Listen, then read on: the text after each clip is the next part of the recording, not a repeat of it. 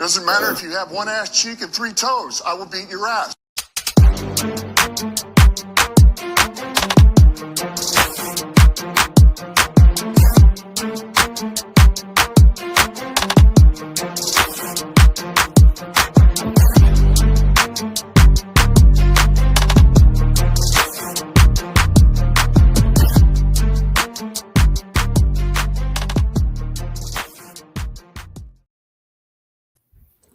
What up, doe? This is the one ass cheek and 3 toes. Hey, that rhymes. I am your host, Nate the Great, with BA and Jay Weezy. How you fellas doing? Good, bro. Good deal. Good. Well, real quick, I want to shout out Liz. Not going to be on the show tonight, so we're going to go ahead and give her congrats on her team. They beat the Chiefs 3 games in a row. They have a winning streak. That defense is unstoppable. So shout out to the Texans. 5. We had a 5-game winning streak, yeah. Okay, 5-game winning streak. But the last 3 have been really good. I mean, the Colts, the Bills, and the Chiefs. I don't think anybody saw them win all 3 of those games. So shout out to the Texans. I didn't see them beating Buffalo. That's for damn sure. Yeah, I didn't see them beating any of those teams, to be honest with you. Beating the Chiefs. Especially with that line as bad as it was. But they found a way to win. The defense is Defense beats offense. Good defense beats mediocre to good defense all the time. Very true. I'd pick defense over offense any day of the week. Oh, I will too. Defense over offense any day of the week. But that being said, shout out Liz to your team. We wanted to give you some love. You're doing your thing. But yeah, congrats to the Texans. They keep on winning, and now they're in the playoffs. I think they're the 7th seed right now. Yep. So they're doing better than us. Let's just say. It's because our conference is a little bit more tougher than the AFC right now. Oh, yeah. Just a little bit. For sure. But let's talk about it, boys. The Lions kicked the boys' ass 44-30. Initial thoughts? Let's go. Good game. Great game, man. That game was a lot more interesting than what I really thought it was going to be. Good game. I thought it was going to be closer. Yeah, I think that Dan Campbell actually caught a really good game. I think he caught a really good game. And the thing that we stressed before, I stressed on the last time we had the show before this game, is that what they should come out and do is pass the ball. Mm-hmm. And that's exactly what they did. They came out there, I think the 7 of the 8 plays that they ran on the first drive when they got the field goal were passes, and they only ran once. And that didn't go very, very far either. And he didn't run. He didn't because the plays he called didn't have the run going right into the middle of the line. Right. He got him on the wide. Yeah, he got him on the wide and test those linebackers out. Mm-hmm. So that was just. I think that was one of his best play calling games so far this season. Mm-hmm. Yeah. No, I agree. Jay, what do you think? Yeah, no, I agree. And that shows me, I know we were kind of complaining about his play calling a little bit earlier, a couple of weeks ago, but that just shows that he is capable of calling plays. He just has to be consistent with it. And the offense, I mean, really, let's be honest, the offense did a hell of a job against that defense. I mean, from guarding Quentin Williams to guarding Kenny Smith to making sure that Goff stays clean, I think they did a better job than we all expected them to do. I mean, I expected Goff to be on his ass the whole game, and I think I said that last show, but he did a hell of a job, man. I mean, yes. I mean, I actually, the reason why I picked the Lions to beat the Cowboys is because I thought if there's one equalizer for the Lions, they can score on that defense. Yes, the interior defense is the strongest point, but if the Lions can do a good enough job of holding that interior, Goff can put up points on that secondary. And sure as hell he did. They found their playmakers. Gibby was amazing like always. He is. Monty showed up in a big way. I was just going to say that.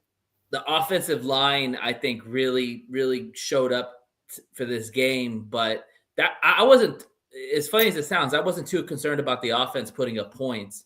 It was more about how the defense would stand up against that offense of the Cowboys. Because you talk about the 2 receivers they have, Javonte Williams, Ferguson. Those are a lot of good dudes. So that was somebody I thought that was going to really show up and have a game with Turpin, but I didn't really hear his name called at all. last week. So. He's pretty quiet. But I'll tell you somebody who Turpin got hurt. I think he got hurt like midway through the third quarter or something like that. Okay, because I was going to say he was a non-factor at really to be maybe got killed on a kickoff return. But go ahead. Let me rephrase that. Not a surprise, but someone that I knew made a huge difference was David Montgomery. David Montgomery had 6 carries and 60 yards, and he had a touchdown. If you guys remember, he broke away and had a big run, which ultimately set them up for a touchdown if he didn't score that drive. That was the old David we're used to seeing. Yeah, dude, like that. That's something that the Lions missed a lot. And I know they kind of went from the power back in David Montgomery to the Jahmyr Gibbs. But that's something that the Lions need to really, really still use is David Montgomery because he wear a lot of defenses down. And that's exactly what he did to the Cowboys. He had them tired. I mean, really, let's be honest. As soon as Gibbs came in, that's when Gibbs started to break away. Mm-hmm. That's something they were missing, bro. But they were running the football. Go ahead, B. All together. How'd you like that run by Montgomery? It was almost the same run he had against them last game. Remember when he pulled on his jersey and they broke away his like undershirt there? It's almost the same play. And they grabbed him again. They couldn't get him down. Yeah, that dude is strong. That's a strong guy.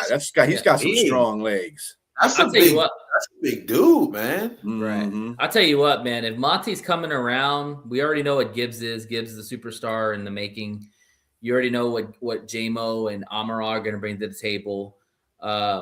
If Monty gets going, man, and looks like he is, watch out. This offense all of a sudden now is back to really running the football. And now the passing game becomes a little bit more fun, more unpredictable of what's going to happen. Getting Tesla involved more in the offense too. I'll tell you somebody who surprised me though. This would be a great surpriser, and I think both of you are going to say the same thing. Miles Frazier. Miles Frazier, a heck of a game. Held his own. I'm not talking about him just going out there making a couple good plays. I'm road grader. People on their ass that game, whether it be one of their interior defensive linemen, dude, and he didn't draw any penalties, if I'm not mistaken. That's something that's big that they're going to need. That if he stays consistent, what do you do with Mahogany when he comes back? Well, he did get it. He got whiffed on Quentin Williams. When Quentin Williams got him on one play. In the first couple of plays, he got a holding call. He settled down like after the first 4 or 5 plays, and he started to. I tell you, he did better than Cologne. I'll say that. Cologne got yanked. Like, he got Cologne made a hell of a play with that Jahmyr Gibbs touchdown, though. Yeah. Cologne had a hell of a block when Jahmyr Gibbs just broke and got that touchdown. That's because he got that down. That's 7 why. pressures in the first first drive. That's insane. That kind of makes me just wonder, what the hell do we do with Mahogany when he comes back? Mahogany's going to start, but here's the thing.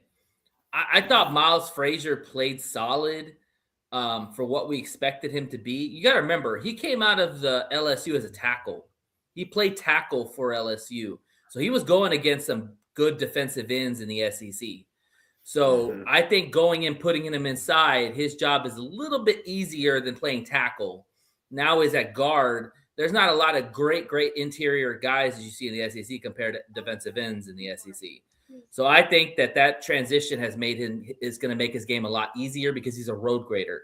He puts people on their ass, like B was saying. And all he's got to do is just be consistent. That's all he's got to do. Just stay consistent. Yeah, he plays the guard position like a tackle. So to what Jay was saying about knocking, he was just knocking people off. That's what tackles do. Yeah, that's what usually tackles do. He was just right. He was clearing out places. So I mean, that dude was just playing. Shout out to him. What's up, Robbie? Robbie. And this is what we talked about the last time when people are saying, well, Brad Holmes is not addressing the O-line. You see Tate, man. Tate looks like a starter stud. Like he is really coming into his own. He's playing well. And then Miles Frazier, you see the potential in Miles Frazier. Injuries just derailed him early in the season. But I think that with him and Mahogany, now you're looking at a battle because Mahogany started practicing this week. I don't think he'll play this week, but he'll probably be back next week. But if Frazier's going to start, Campbell already said he's going to put him in to start. So we're having 2 rookies going against the Rams. We'll talk about that in the pregame. But the line's kind of filling now into place. You know, Graham played decent. He wasn't all world, but he played all right. Decker was good and solid. Panay was Panay. You just hope the continuity continues with this line. We don't want to have a lot of shuffling pieces. Mm-hmm. I agree. And I'll tell you the only downside about the game, though, was losing our Pro Bowler safety. That sucks. Yeah. That was every time we play Dallas, we lose somebody for the year. It never fails. I lost Aiden last year. We lose Brian Branch this year. Let's get turf, man. Yeah. Let's get away from that for a sec. Let's kind of talk about the Lions win. Who's your studs? Give me a stud for the game. Start with DB. I'm gonna go with 2 because actually they showed you both, like Montgomery and that break, that touchdown he got that he just pulled away from the guy like he did last year in Dallas. He's one. Jameer both these backs did exactly what you expect them to do and what you perceive them to be. Jameer Gibbs broke Bland's ankles. Oh my God, broke that was dirty, man. That was dirty. I know it was only like a 2 or 3 yard gain, but he broke his ankles, dude. I was I was watching a video earlier today of all of Jameer Gibbs runs and stuff like that, and he be breaking some ankles out there. He makes guys like kind of this, twist and turn. He kind of does have that Barry. He's not Barry, but he's got that Barry kind of like move to him, and like when he broke Bland's ankles, I don't know. I don't know whether to be wild. He just stopped. He just stopped to let him go by, and then he went. Right. You know what makes Jameer Gibbs so dangerous? It's not only how fast he is, but it's how quickly he can stop and then accelerate after stopping. The deceleration in him is very impressive. That's what he did to Bland, because Bland was thinking that he was going to run straight into him. He was trying to cut him off at an angle. But Gibbs is like, no, just stop and go the other way. What are you doing? There's two guys that you don't want to be stuck in a phone booth with. It is JMO and Jameer Gibbs, because both of them will break your freaking ankles. You saw that route that JMO did where he looked like he was going a go route, stopped on a dime and caught the went football. Back up. Yep. Yeah. Lions have two star players, man. It's hard to guard people like that. Yeah. But a stud of mine, Al-Qadim Muhammad, he had 3 sacks. Al-Qadim tried to wake his butt up. 3 sacks. It's about time he did something, because we've been missing him. Well, it's like we talk about. It's all about one-on-ones. Like if Aiden's going to get all the attention, these dudes got to win one-on-one. And you saw that. Muhammad won one-on-one. Jack won one-on-one. Like you saw dudes winning one-on-one, which is key for the success of the D-line, because Aiden's going to get all the attention. Like I know that he didn't have any sacks, but he had 10 pressures. I'm not taking anything away from Muhammad, but he was going against a backup tackle. Fair. So he used that against them. That's what he's supposed to do. He's got to do with that. Exactly. But I will play the guy in front of you. But I will say this: if you guys follow Brian Baldinger's videos, sometimes he highlighted Aquadine in the play, and he showed how he's getting better as a pass rusher in swimming and cutting the blocker down. Like you could see he's evolving as a better pass rusher. Now, yes, it was against lesser talent, but you hope that teaching is going to get better as we go, because we're going to need him big time. Mm-hmm. Tell you another stud, Dan Campbell. Give you another stud, Dan Campbell. Play calling, the right decision making to kick field goals and to punt the ball when it's time to do that, rather than going forward on 4th down. It's kind of crazy the difference it makes when you actually take the points, or when you actually give your chance to make a stop when you put the other team on that 20-yard line. So let's not give him all his praise, because he could go 4th downs all this week, next week against the Rams. But yeah, I mean, I think it's all situational. You know, the situation dictated that they were up by some points. So yeah, taking the points, punting, it's not a bad situation. Even when the Cowboys came back and the Lions could have put themselves in a bad position to where the Cowboys could have taken the lead, Dan Campbell called a master plan type game. He didn't let the Cowboys recover. they went down there and they scored, which ultimately put them up 2 touchdowns. So Dan Campbell, he did the right thing. Just call it a good game, man. I'm gonna give you all 2 studs. So one of them is gonna be Derek Barnes. I thought the interception that Derek Barnes had was huge because that set us up with points right after the first half. Literally after Dan was saying we need to get a turnover, they get a turnover. So again, I think the NFL's rigged, but whatever. It's the second time that's happened where Dan said that. Maybe you say that every game and they just get a turnover. But anyways, that Derek Barnes interception was huge. He's been playing solid all year, but I've been wanting him to take away the ball more because he's such an athletic specimen. Like you see, like if he would have got better blocking, he probably would have took that to the house. So Derek Barnes was my guy. And then I'm going to give Mr. TK some love because TK, listen, when the game was close, TK had some big returns that literally set us up back on track. If you don't get those big runs, you're having to drive longer the field and who knows what happens because Dallas had the momentum at the time after they scored that last touchdown. And then TK took it to the 50-yard line, and pretty much the Lions were already in plus territory and got points off that drive. So I'm a shout out to TK, man. If he can, yeah. This is true, too. Yeah, if he can return like that going forward, man, now you've got him and Sailors back there. Man, now our special team's looking solid. Yeah, Pickens was playing like ass after the second half. It's like when CD went out, it was like he had to become the guy, and he just couldn't do it. Yeah. He couldn't do it. Yeah, he benefits from having CD Lamb. Mm-hmm. Like George Pickens don't have to be a number 1 in Dallas. Yeah. That's what makes him so good. But when he had to step up and take that role, he couldn't do it. Excuse me, he couldn't fulfill that. So yeah, I think now we know.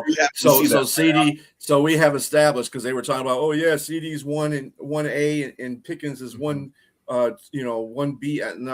No. After this game, no, CD's the 1. And Pickens is the 2. Yeah, CD's like one of the top receivers out there. I mean, you see the way he runs those routes.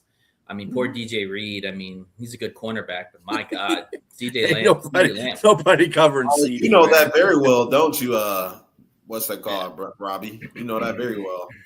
Yeah, about Pickens. Mm-hmm. Yeah, CD put on a clinic out there on DJ Reed. He sure did. Yeah, but it's all good. I'm okay with like, damn, can I get some help out in this? I'm okay with a stud receiver doing my cornerback bad, but like if it's a scrub, then we got problems. You know, CD's one of the best out there. It's no different than Amon-Ra. Let's talk about Amon-Ra. Amon-Ra St. Brown's a fucking warrior, man. Mm-hmm. That dude, I don't know what players do before they play the game, but my God, Amon-Ra looks so solid in this game. Like, didn't even look like he had a limp or nothing. I mean, this guy got rolled up on pretty bad, and we were concerned that he might be out a couple of weeks. That son of a bitch shows up in this game and plays out 92 yards. Are we surprised, though? Are we surprised? That's Amon-Ra. I'm a little surprised in this situation, but overall, I'm not. It's Amon-Ra St. Brown. I mean, the dude played 1 year with practically his ankle detached. It was a squat. It was a squat. That was last year. You're talking about his hand? Or a couple years ago. No, not his hand. Yeah, his quad. That's still something you got to run on, right? So, I mean. He also played a game where he couldn't catch the ball. Remember, he's having that tingling feeling in his hands. He said he couldn't feel anything from his hands from the receiver show, remember? But he played. That's what happens when you get raised by, Mr. Universe, man. I'm not surprised. And I don't want that to sound disrespectful to Amon-Ra at all. I just know how tough he is. A lot of people may not see from that aspect, but we've seen Amon-Ra St. Brown for what, 4 or 5 years he's been with the Lions now. Mm-hmm. I mean, look at how he has built his career, the way he's made a name for himself based off of grit, the hard work, the toughness. When you hurt, still play. That's Amon-Ra St. Brown. Mm-hmm. You know, I'm not surprised at all. A couple of other guys that I want to give shout outs to. Avonte Maddox, after Branch went down, he stepped up. He played well. I mean, we're going to need Avonte the rest of the year, man. He's going to be the starter along with Kirby when Kirby gets back. You know, but yeah, he stepped up good. He played well. Also, too, J-Mo. Listen, man, people need to stop with the slander of why you pay this guy this much money. Hey, you see why you paid him, because when Namara went down, J-Mo stepped up. And now that J-Mo's got the confidence of playing well, him and Amara are playing well at a high level. Now Goff's got some other weapons to throw the ball to. And J-Mo's just getting better and better, man. Like I'm so glad we extended him now, because the ceiling is so high for this dude. And you've already locked him up for three or 4 years. So you're good. So he could pop, and he's already paid. So that's all. That's the way I look at it. Like, you're not worried about him setting the market or anything. And J-Mo had like about 90-something yards too. Like 96 yards or something like that. And he's not doing it with the big plays. He's doing it by just catching the ball and being open and route. Yeah, 7 receptions and 96 yards. I'll tell you, there's one play in there Goff threw where he and let's I'm gonna keep giving Goff his kudos. That dude was playing. He deserves it, really man. He's fucking balling out right now. He threw a pass right in between the linebacker and the safety and another corner that was on J-Mo. I mean, he put that pass right on him. I mean, right. I mean, if any centimeter left or right, it would have got picked or tipped. And what about the Tesla touchdown? Right in there. The Tesla touchdown was a dime. He had because he had to throw. Tesla had to jump up and get that one because he was throwing it over to safety, and the safety probably could have picked it off had he been playing the right way, but he didn't. Yeah. So, but that was still a good throw. Yeah, and also too, the thing about Goff that the thing about Goff that people don't understand is that Goff has 2 running backs that literally live in the end zone. Okay, no other quarterback has 2 running backs that live in the end zone. So you take away those running backs, Goff's got probably about 30 to 35 touchdowns on the season. Because those are all touchdowns he can score in the red zone. But because the Lions have such a versatility of running backs, they're going to take a lot of the touchdowns away from Goff. That's why Goff's numbers always don't look so high. But even this year, 25-6, hell, I'll take that. Or 26-5, I'll take that all day. I mean, shit, it's still 4 games left. He can still end up with 30. Yeah, exactly. That's what I'm saying. Play a game right. He can definitely. And Gibby's what? Gibby's probably got like 10 touchdowns on the season. Monty's probably close to 10 himself. So both running backs are going to have near probably 1,000 yards after the season's all over. Gibby's already there. I mean, that's amazing for a quarterback that still puts up those kind of numbers with 2 running backs over 1,000 yards. To give you some exact numbers right now, Jared Goff right now has come on, man. For some reason, my phone want to freeze up. I'm trying to talk about his text. It's 26-5, and he's got a 70% completion rating right now. Okay. Yes. I think he's almost near 4,000 yards. Yeah, and when you look at that, that's good. I mean, almost 3,500 yards. 3,500. Okay. So yeah, if you look at, he'll be at 4,000 by this season. If it wasn't for the fact that, excuse me, wasn't for the fact that he was getting sacked so much, because he's got sacked more times by this time. Last year he wasn't sacked as many times as he was by this time last year. He's been sacked 27 times. He probably could have put up but a lot of people were talking at the beginning of the season that Goff needed to step up because we didn't have Ben Johnson anymore, and everybody wanted to say, well, it's up to Goff to do. And Goff has played flawless. Out of those 5 interceptions, 2 of those were tipped interceptions. They weren't his fault. Exactly. So he's playing just as good as any of the quarterbacks in the NFL right now. Yeah, really. Exactly. And he's playing with more duress too. He's got 70%. He's like, I think he's first or second in the league in completion rating at 70.1%. The dude is just I'm getting sick of people just not. Well, if we look at football the way things are going right now, because I know a lot of y'all watch all the other games. Take a look at what happened with Herbert last night. 7 sacks, 68% pressures because he lost both his tackles. Look at the Chiefs. They lost 4 starters. They had 3 that were out that game. Then they lost their other starter the first play of the game. And you saw Mahomes running for his life. We've seen Stroud at times running for his life because he's got a weak O-line. It's all about the O-line, y'all. If the O-line is not good, you're not going to be good, or unless you're Josh Allen or a superstar player. Even Josh Allen. Even they have their issues. Yeah. So, I mean, it starts with that O-line. If your O-line's not good, you're going to have problems. What with when we talk about players like Jared Goff. See, the thing is, and I respect the hell out of Josh Allen, Lamar Jackson, Patrick Mahomes, but just because you run back 5 or 6 yards because you got a little speed, you can outrun a defender that may be in front of you. That don't mean that you're a good quarterback. It's about how you are able to get rid of the ball before you get hit. It's about getting the ball to your receiver, not forcing any unnecessary turnovers, not getting yourself to where you're getting sacked 10 yards in the backfield. Like, that's stuff that Jared Goff is elite at. A lot of people be like, well, why in the hell is Jared Goff throwing at the receiver's feet? Because he's not trying to throw an interception. He know he's not able to fit the ball to the receiver, so he has to throw it in the dirt so nobody picks it off. Right. He's not trying to take a sack. And if he takes a sack, he doesn't take a big-ass sack. He takes a sack of, like, a couple of yards. Because he always steps back like two feet. Hey, live to play another day. Tom Brady would tell you, man. When Tom Brady knew he was about to get sacked, he would fall. I don't know if y'all seen this, but when Buffalo had played the other day, I seen Josh Allen. Josh Allen ran all the way in the freaking backfield, and he had a couple seconds to throw. Now, when pressure was in, they can make those plays. Luckily, Shakur's whatever his name is, Shakur, the receiver, Shakur got open. Luckily, he had got open and he caught that touchdown pass. Now, if he wasn't able to get that ball off a millisecond later, he would have got sacked, and that would have been turnover on downs because they went for it on fourth. You know, like.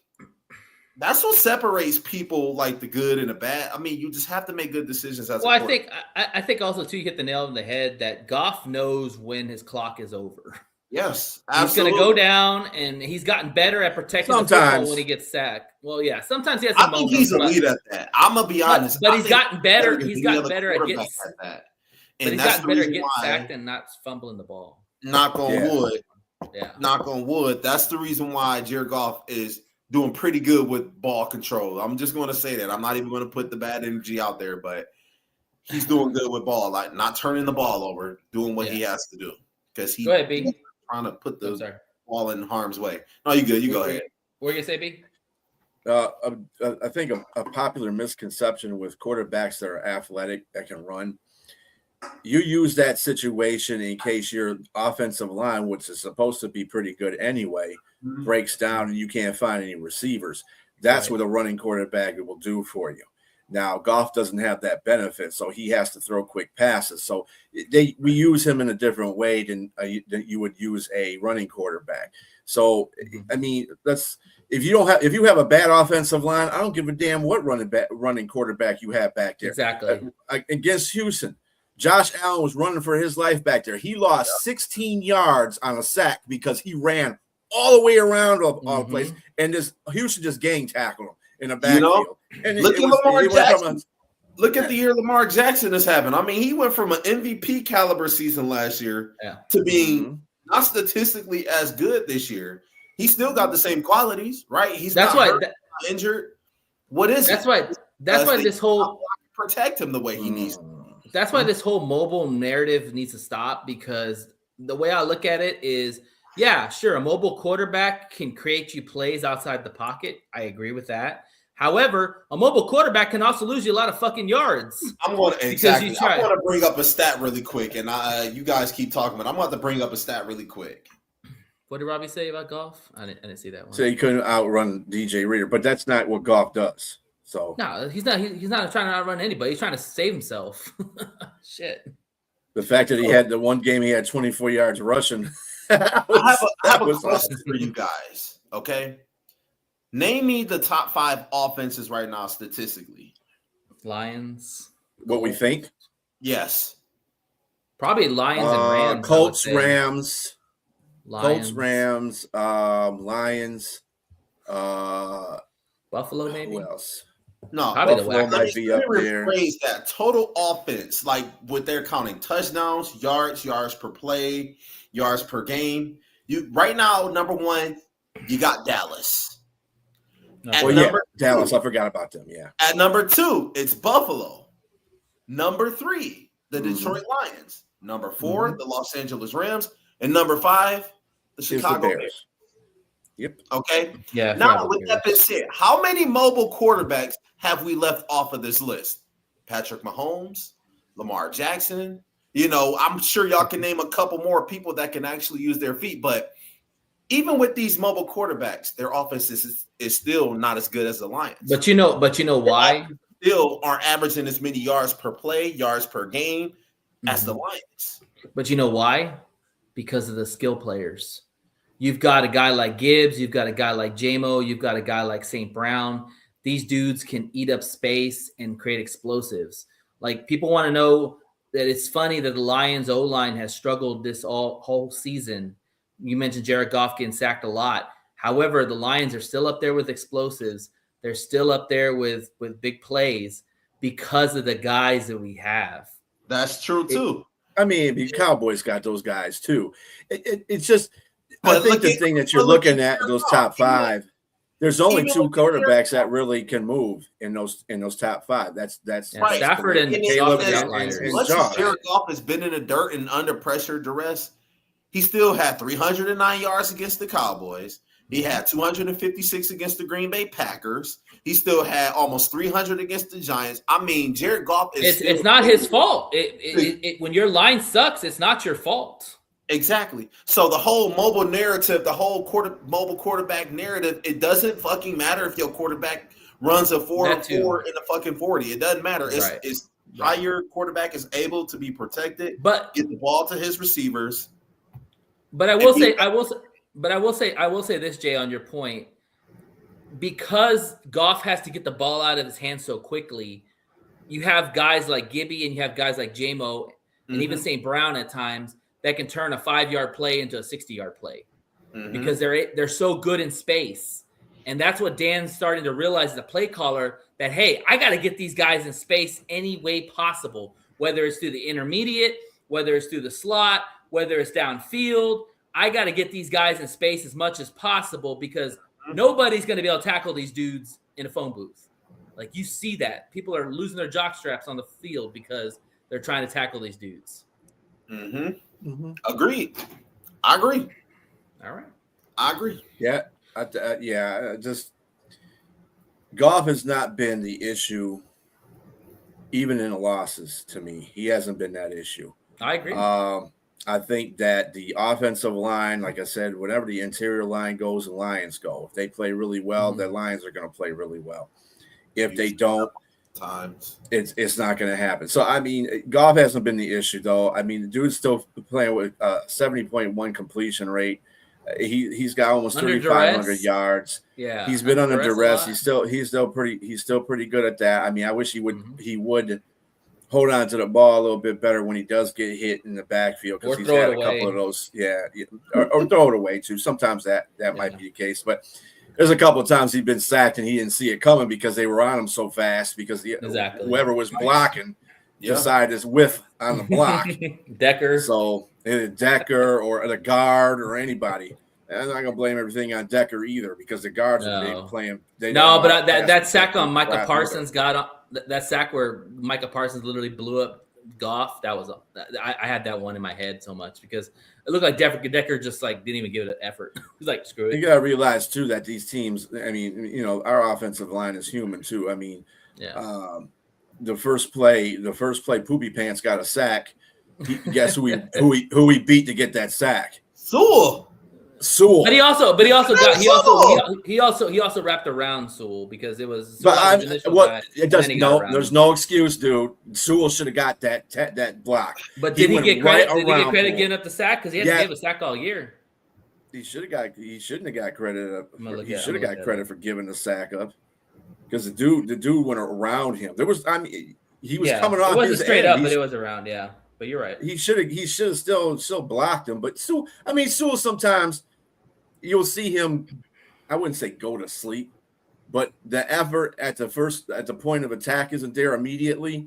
He'd be like, "Oh, I gotta go block this dude," and then he might recover. He recovers really well, but there's sometimes he don't recover. But let's give credit where credit's due. Houston's played against Sewell. It's a minimal amount of time too. It's a minimal time. Yeah. It's not like they're doing this every play. You just notice when somebody gets a sack on Panay. That's the thing. You don't notice when nobody else comes off that end for the rest of the game. That's the point. But Panay Sewell, he's I really think that his injuries are a little bit more severe than we may think they are, because Penei Sewell, he's been consistently on the injury report, and two, he just kind of looked like he winces every snap, and he just don't look like himself. I mean, he's always in the like he's dealing with some injury that may be he's always in the crosshairs. Like you watch him, he does all the run blocks. So who's running behind him? The running backs. And they're trying to get yards, like he's trying to punish everybody. The difference with Penei Sewell that I haven't seen with other tackles outside of maybe Trent Williams, they punish the dudes. Like they don't just block. They go running down the field and they block. Punish, they punish the hell out of them. Yeah. And because of that, that's where you're going to get hurt. You know. But you speak of Amon St. Brown, Penei's been a warrior in that position too. He's been playing through all kinds of injuries. I hate saying this, man, and I hate even speaking on it. I know y'all gonna get upset at me for speaking on it, but how many games have Penei Sewell missed? Not any, really. Maybe one. His whole career. No, he missed one last year. Or did he miss one this year? Penei Sewell is a fucking monster. Yeah. Penei Sewell is a monster. That's an Iron Man. That's the true meaning of an Iron Man right there. Mm-hmm. He didn't get credit for getting up a sack on that game. Just letting you know. I was just saying. But either way. He should have. Real quick, before we move on to the picks, scale of 1 to 10, how confident are you in this O-line going forward?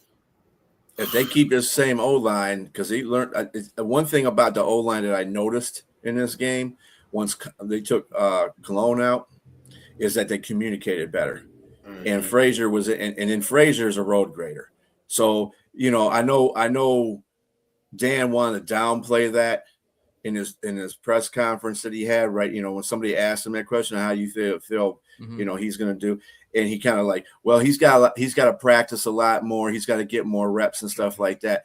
He's downplaying it, but I bet you in the back of his mind that dude was balling out there because he was when he came in there. He changed the whole offensive line when he came out there. That's why he's going to start in this next game. Absolutely, you trust him against that D line, and he needs to continue to start. That's all right. What if Mahogany comes back? He's going to be probably back next week. That dude wasn't doing a very good job when he was in there. Really? I don't know. I thought Mahogany was pretty solid. I would keep Mahogany in there too. I mean, really, I don't want to throw anything off too much, but hey, you know what? It brews competition. Whoever's playing the hottest, they'll put him back in there. I mean, it's good. It's good to have him as a backup, Simo, because what you really can do. I mean, if Glasgow is hurt, you can move right to the center and put Simo on the other side. True, because that would work too. But they got to communicate. I think that's the thing about Simo that was different. Simo doesn't seem like he knows how to communicate really well on that line. He doesn't really listen to what listen to what Glasgow and he doesn't listen to the line assignments really well because I've seen him whiff on a lot of pancakes that he has, or he'll be like, who am I blocking? Dude, you don't know who the hell you blocking. You should have known that when you were coming off the ball.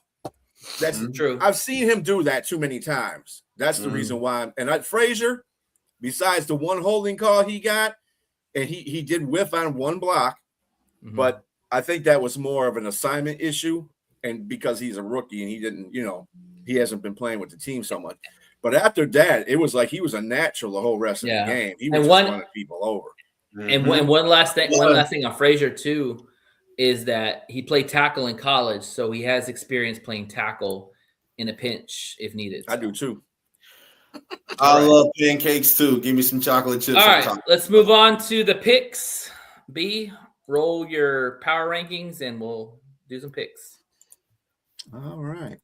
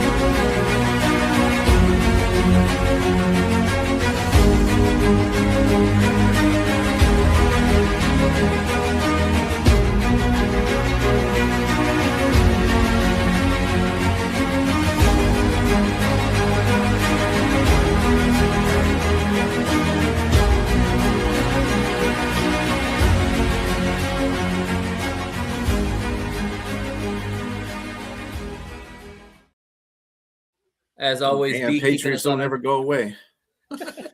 as always, be keeping us on our toes with the music. I thought I was watching a movie, so good stuff. B. Yeah.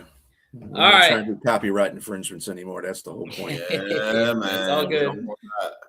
All right. Well, go ahead, B, and give us the results from this week. All righty. So just surprise Jay. me.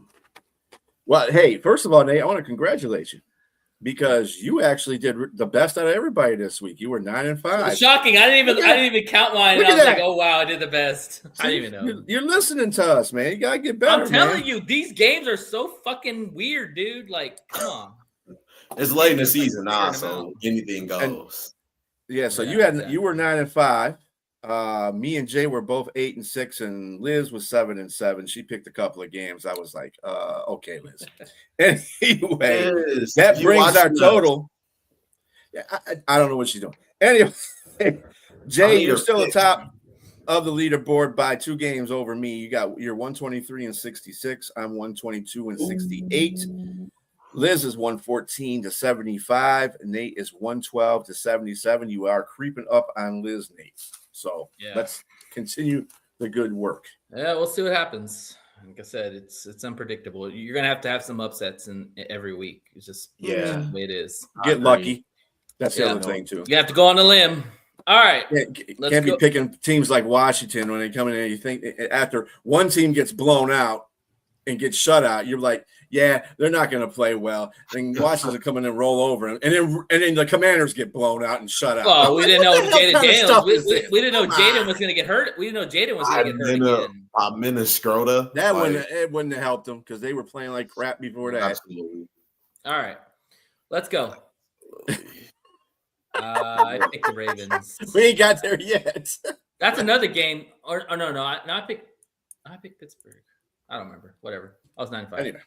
All right, let's go to get started. Falcons and Buccaneers. Buccaneers are 4.5-point favorites at home. B. Yeah, I got the Bucks. I'm also going to give Liz picks too. She's got the Bucks. Okay, right. good. Yeah. Also, I got the Buccaneers. Falcons are cooked. Bucks. Even though the Bucks did lose to the Saints, I think the Bucks bounced back. That was another weird game. Yeah. All right. Probably game of the week. Bills and Patriots. Bills are 1.5 point favorites on the road. B. I got the Bills. Patriots got Patriot. Liz has got the Patriots. Jay. Give me the Bills. Give me the Bills. Patriots. I think Drake May is the real deal, and this is at home. And they win this game, they win the division. So give me the Patriots. All right. Bears and Browns. Bears are 7.5 point favorites at home. B. Me and Liz both have the Bears. Teddy Bears. Yeah, I'll probably take the Bears. It's going to be a close game, but I'll take the Bears. I know that kills you too. I would hope the Browns win because that would help us. But yeah, probably the Bears. Okay. All right. Chiefs and Chargers. Chiefs are 4.5 point favorites at home. B. Yeah, eventually the Chiefs are going to get the ship right. I'm not going to say they're making the playoffs, but I think they're going to win. The Chargers, that's 7 sacks. I'm sure the Chiefs are sitting at home like, yeah. And it was at home. we know how we got it. Mm-hmm. Yeah, we know where to go now. Bro. You just sold me, B. You just sold me, bro. I got to go with the Chiefs, man. Yeah, Liz is going with the Chiefs. I'm going with the Chiefs as well. Yeah, I'm taking the Chiefs too, and one of the big reasons why is because Herbert ran up the middle against the Eagles. You know who's up the middle for the Chiefs? Chris Jones. Yeah. They didn't have Jaden. They didn't have Carter. They didn't have Carter. Yeah, they didn't have Carter in the front. Yeah, that's true. Yeah. Loftus too. Yeah. All right. Commies versus the Giants. Giants are 2.5 point favorites at home. B. Man, if you think I'm picking the damn Commanders and a-holes, me and Liz are picking the Giants. Yep. Giants. Yeah, I'm taking the Giants. Especially after that Ertz injury, man. Ertz was a big part of that offense. Yeah. Ertz, you think Ertz's career is done? Might be because he's a little bit older. I don't want to speak bad on him. Please do not misinterpret that the wrong That way. was ugly. That was ugly. At his age, having an injury like that is not good. All I'm going to say is everybody who thought Hawkinson's injury by Kirby was dirty, see that play. That was pretty. All right. He wasn't even trying to make a tackle on that. All right. Jets versus Jaguars. Jaguars are 12.5-point favorites at home. B. Against who? Oh, the Jags. Jets and the Jags. Oh, Me and Liz got the Jags. Yeah, I got the Jags. I don't think they'll cover that though. It'd be a close game. Jags. Yeah, Jags are playing better football, so yes, I take the Jags. Yeah. All right. I don't believe in them. Raiders versus Eagles. Eagles are 11.5-point favorites at home. B. Eagles. Oh, yeah. Me and Liz got the Eagles.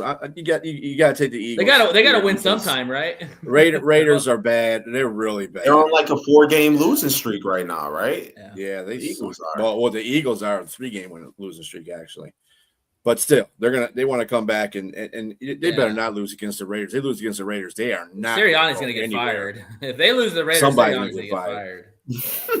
I don't know about all that, but they ain't going to the playoffs. His seat is getting hot. They're not going to win the first round of the playoffs. You lose 4 in a row, man. You got. Dude, after they lost against the freaking Bears, somebody egged the the offensive coordinator's house? Yeah. Chulo's, yeah. Allegedly? Chulo's house, yeah. Mm-hmm. Why? Somebody egged Jalen Hurts' house Why? too. You got the Eagles? Yeah, I got the Eagles. Nate? Yeah, I got the Eagles, yeah. I would love for them to lose, but no, it's not going to happen. All right. Ravens versus Bengals. Ravens are 2.5-point favorites on the road. B. Well, I'll be the jack off that has the Bengals there, Yinser, because I'm taking the Ravens. Jay. And Liz is taking the Bengals. Give me the Ravens. They gotta win the game. I swear to God, you were going to go for the Bengals. Give me. The Ravens has to win some game sometime. Yeah. Give me Divisional Joey Burrow, game. man. Joey Burrow has been playing balls out. If it wasn't for that pick that he threw to the guy, which was crazy, Two of them. that he caught it. Well, that the one second one was the like house. Yeah, the second one bounced off hands. He threw 4 touchdowns. So give me the Bengals. What's up? Is this the year that John Harbaugh gets fired? If he loses, if he keeps losing, does he get fired? Maybe. Robbie, what say you? I know you're the expert with the AFC North, so please give me your expertise. All I'm saying is I think the Ravens have. I think Lamar Jackson's not healthy. I would be surprised. Now, it's depending on what Pittsburgh does. I wouldn't be surprised that all 4 coaches in that division get fired. That'd be crazy. Like Taylor and Kevin Stefanski for sure. Stefanski's just being an idiot. Stefanski for sure. Shador is Taylor ain't getting Stefanski's nowhere. He can't job. win no games early, and that's Taylor costing needs to be him in fired. the back of the Yes. season. Taylor will John be fired. Harbaugh, the fans been calling for his ass for such a long time. Yeah, 3 that's years what at I'm least. saying. They Like, ain't when got do you nowhere. make that change? And same here's the thing with thing. Tomlin. But here's the thing. If you fire these coaches, who are you replacing them with? Because John Harbaugh has been a hell of a coach for them for a long time. Mike Tomlin's been a hell of a coach for them a long time. Zach Taylor deserves to get fired. You can replace Zach Taylor, but those other coaches, those are top coaches. They're gonna get jobs somewhere else. They're not top coaches if they're getting talked about being on a hot seat. They can't be top coaches. What did they swap? What if Tomlin goes to the freaking Cincinnati or he goes somewhere else? Watch if Tomlin will probably retire or go coach a college team. Atlanta. No, he gonna coach at Atlanta. Watch. No, somebody's gonna hire Daughters Tomlin. from Georgia. Somebody's Nobody gonna fire wants to their coach coach Atlanta. to get Daughters from Tomlin. Georgia. Yeah, Like, bro, Raheem Morris is about to be out of the way, man. Yeah. Watch. Somebody's Go gonna Atlanta. fire their coach to get Tomlin. I'm telling you right now, it's gonna happen. Right.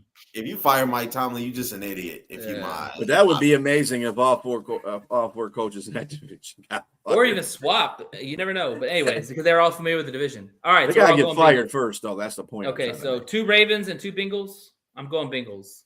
I have Ravens. Give me Joey Burrow. Never know, Robbie. Could happen. All right. The Rivers Colts versus the Seahawks. Seahawks are 13.5-point favorites at home. Seahawks. B. I don't care who's and Rivers was signed. However,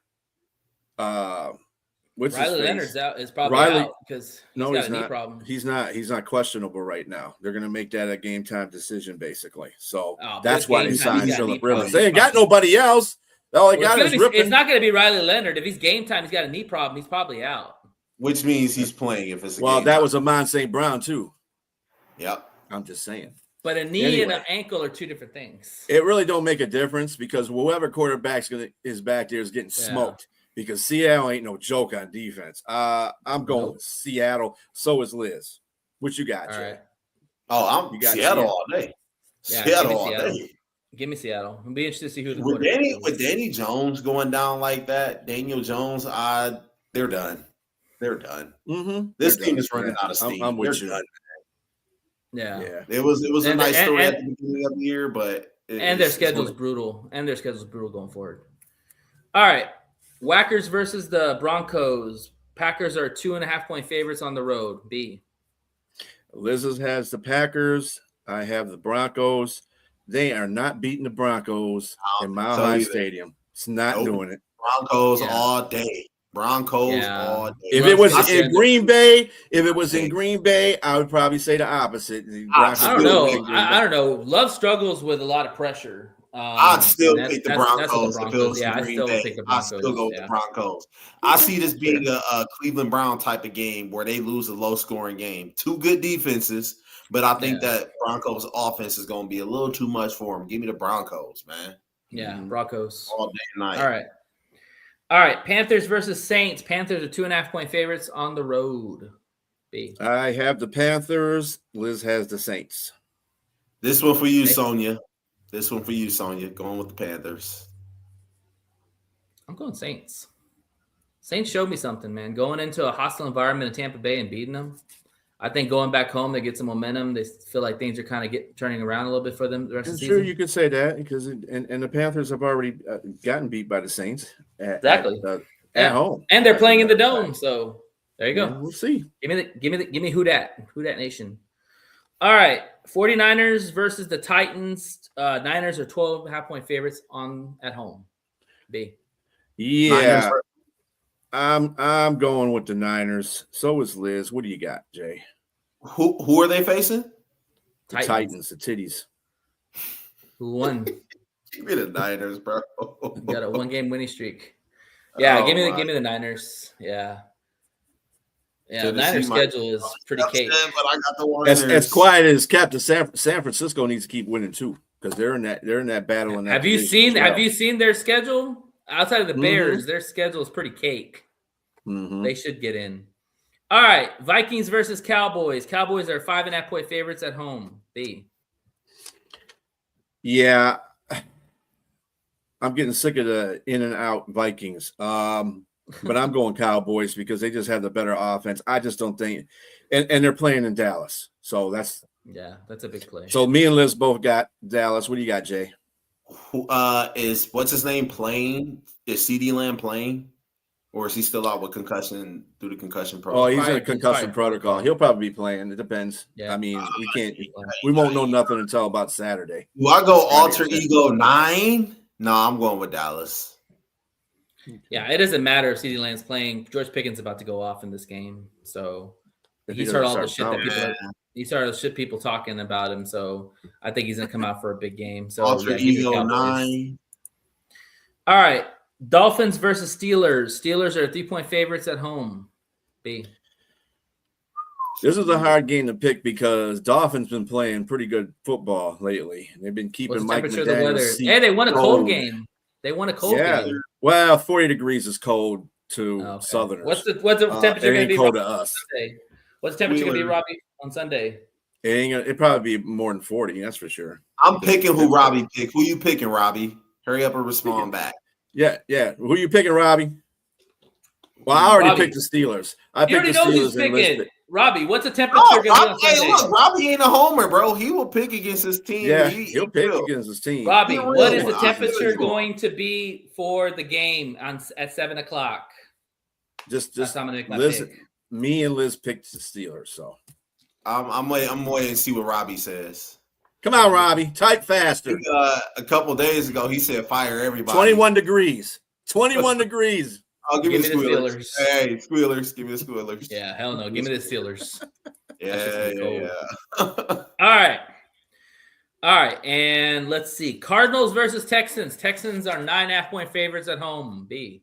Houston. Yeah, me and Liz got the Texans. Yeah, Houston. All right. I'm not going away from that. Dog, man, I feel think the game. I think bad I for think whoever that's gonna started be. at quarterback. I think it's gonna be a close game, but give me the Texans. Man, bro, Texans might win by 30. No. Man, they might shut Arizona out. If they had a better offense, I would say that. Their offense is still kind of Texans don't play well at home at times. They're hit or miss. They play well against the Buffalo game. I don't see how it could get any better for Houston. They're going up against. They got the number one defense. I don't care. Dog, they're gonna win. I just don't think it's gonna be that. Shut the Arizona Cardinals out, bro. Like dead serious. Yeah, they better not. Yeah. All right. And finally, we're all taking the Lions, right? Absolutely. What? If you want to go the Rams, go the Rams. Do it. Are we going absolutely with the Lions, man? Come on now. All right. Well, you were on the fence about the Cowboys. That's why I was asking. Yeah, the Rams are a hell of a lot better than the Cowboys. Me coming off that well, game different situation, different week. That's basically what that's about. But the thing is, you know something, bro? If the Carolina Panthers can go to LA and win, I think the Lions can go in there and win too. No, the Rams went to Carolina. Was it? Okay, I thought they went to LA. Okay. But they still beat them, and Carolina is undermanned at every position. No disrespect to the Panthers, because I think they're playing really good football right now. But the Panthers aren't the Lions. Let's get that misunderstood. One thing that we have to do in this game, just real quick, just one thing before we get to the preview. Make Stafford uncomfortable. Because when you make him uncomfortable, he does dumbass shit. Yeah. All right. So on that note, let's go into the preview. And so B, you said put pressure on Stafford, which I agree with you.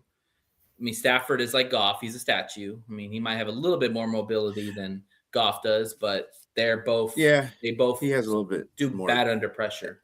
Everybody has a little bit more mobility, probably except for Phillip Rivers, but other than that, than Goff. What I will say for me is my key is run the football, because the one thing that defense has struggled with is the run, and the Lions' running game looks like it's finally coming around, which is what we need, especially going into the colder parts of the year and possibly playing outdoors. A running game is key for victory. So that's my key. Jay, what would be yours? Key, I'm going to say that defense, man. I think that defense is going to have to play a big role, because Stafford's playing like an MVP right now. And like B said, you got to make him uncomfortable, make him make his own mistakes, because that's still Matthew Stafford back there. Now, while I have respect for him, he do tend to do dumb shit when you make him uncomfortable. So, hold up. Well, just like any other quarterback, but Stafford's a gunslinger, man. He's going to throw that ball up for 50-50, especially the Puka. Absolutely, and it's going to be key if Kirby Joseph goes this week. I hear he's practicing. I'm not sure how true that is. I really hope he's going, man. We cannot have two backup safeties back there against Stafford. Kirby Joseph plus gunslinging Matthew Stafford really favors the Lions all day, every day. So I think that they're going to have play sound football on defense. I'm not really too worried about the running game, because the Lions show that they can stop the run game. It's going to be passing. It's going to be the 3rd and shorts, or the 3rd and 5 and 6. Are they going to be able to get off the field? That's going to be very big for me. So the Lions are 5th in rushing offense, and Rams are 11th against rush defense. Okay, so they're like good. They're like good, except good, you know. Like, but if you go back to the Panther game, they won that game because they ran the football on them, just like we do. Like, they have a two-headed monster. They had Dowdle and they had Chuba. We have Monty and we have Gibbs, and I would argue that Gibbs can be used a lot more different. Have you noticed that too? A lot of teams are doing exactly what the Lions are doing, because you can't have one workhorse. You can't have not one as good workhorse. It's kind of like, in fact, the Rams are like that just not to the degree that the Lions running backs are. They got Corum and they got the Williams, and both of them. Williams is more of the faster back. Corum is the one, the bruiser. It's the same. Everybody's doing that concept run. It's like people are it used to be the Lions would not conform to everybody else. You know how the league would do certain things and everybody would conform to it and do the same thing. Now everybody's doing the same things the Lions are doing. I think that's pretty cool. It's all about ball control, B. I mean, they see how the Lions, a lot of success has come because they would control the ball and they control the clock and the time. Like, if you want to do that, you've got to run the football. Passing the ball doesn't do anything for you other than just try to score you points. If you want to control the clock, you got to run the football. Hey, Robbie, give me an honest opinion about Kazee too. How you feel about Kazee? Because he played for Pittsburgh. Yeah, let's talk about some of the additions that they made. So Kazee, a safety that from Notre Dame, I believe, right? He's from Notre Dame. He was drafted in Notre Dame, I think. I don't know. Oh, by the way, Liz just texted me and she said change her pick from the Rams to the Lions. She said she got some information. Hey, Liz. She got some information on the Cali call that made her change her mind. Girl. I want to know what this is now, damn it. You can't change your pick after you've already done it. Anyways. Yeah, you can. Okay. You can't, as long as it's during the show. Can't do it all right. So just to go over some transactions, Ross Dwelly got cut. Mollett is back on the team. Yeah, Kazee. More likely he's going to be probably starting or he's going to be at least a backup for this game. We did lose Brian Branch, like Jay was saying earlier. I would imagine that it's probably going to be Maddox and hopefully Kirby back there. As far as cornerbacks, how are y'all feeling about Meek Robinson? Because he's given up a crap load of yards. Did y'all see how many yards he's given up for the year so far? I mean, that's like comparative about 724. All the Lions in general. He's probably way not the worst cornerback in the league. No, I'm just but what I'm saying is, like, do you still want him to start, especially against the receivers? Yeah. I feel like he's playing out of position. He's not meant to be a number one. That's what I'm saying. Like, do you want him in a starting role or do you want to put him back at the nickel? I would keep him in the starting role. I mean, I definitely am not going to have him guarding Puka Nacua or Devontae Adams, but I think he should just keep as the number 2. I mean, you got DJ Reader out there; he's the number 1 guy, and DJ Reed. I mean, he's the number 1 guy. And but would you have Mollett out there, or would you? I'd probably, actually, to tell you the truth, I would probably keep him Meek at the nickel because I think that's where he's most comfortable at. I agree, and I think his special assignments are, against players that he knows he can go against. Sure. If he doesn't if you're throwing him out there as a number 2 all the time, it ain't going to work out very good for me. No, he's not that talented to play at number 2. Especially leaving him one-on-one. Yeah, he is talented. He shut down JJ. Give me a break. Yeah. Anyway, well, what I'm saying is that this year he's kind of struggled against the really good receivers. That's because he's been playing a number 2 a lot. That's what I'm saying. That's what I'm saying. He's not a full season. He's not a full number 2 CB. Right. No, he needs to be a nickel, and I think Yasin had a good game. Yasin is a good coverage, and if Yasin screws up, then you put Maddox in that situation. That's why I don't think he's going to be playing safety this game. I think they're going to throw KZ into the wolves. They're going to throw. What about Mollett? What about Arthur Mollett? Mollett can come in there. He's basically a backup at this point, but he can come in there and spell if one of the cornerbacks go down. Okay. The original ones go down. Yeah. So I like that. I'm glad they're bringing them back. Yeah, me too. So what you're saying is basically start DJ, start Yasin, and then put Meek at the nickel, and then you have Maddox and Kirby in the back. Okay. Mm-hmm. I can or Kazee. It'll most likely be Kazee, and I'm telling you right now, that's why they got Kazee. It'll be Kazee, and if Kirby starts, it'll be Kazee. If doesn't, Kirby plays. How about that? Let's just see if he's gonna play. That's just a Kirby. That's the whole thing right there. Shit, let's see if he plays. But I think Kazee's definitely going to play. I mean, it really doesn't take much. If Kirby is out there, either way, he's going to be out there. Because if Kirby's out there, he's the captain of the backfield, so he'll be able to bark plays off. If he doesn't play, Maddox will probably be back there, and he'll be the captain of the backfield and calling the plays. Don't forget Harper's still there too. He had a concussion. He got concussed the last game, but he's still out there. Yeah. Harper's okay. Yeah, and you want to know something? That's what we need. We need him in zone. Yeah, Robbie, I don't think the Lions are going to be running too much man coverage against this team here. Nope. Well, we said that against the Cowboys, and they ran a I don't lot of think man. They did run a lot of zone though. There was a lot of zone in that I don't game. think they have the firepower to run man against this team here. It's just not favorable for the Lions to do that. Losing Brian Branch was a big loss because Yep. that's your Swiss Army knife, and you can Now you don't have Branch or Arnold. That's like you obviously can't run it the way you want to. While you have depth, I just don't think it favors the Lions to play. No, because he's not Branch, but he is the same type of player Branch is, so he'll make plays the same way Branch is. He can take the ball away. He's a good hitter. But I mean, again, he's not Brian Branch. I don't expect that out of Kazee. No one's Brian Branch. Yeah, nobody's Brian Branch. But Kazee is a good backup for Brian Branch. I think he'll get the job done if he's put out there. Let's.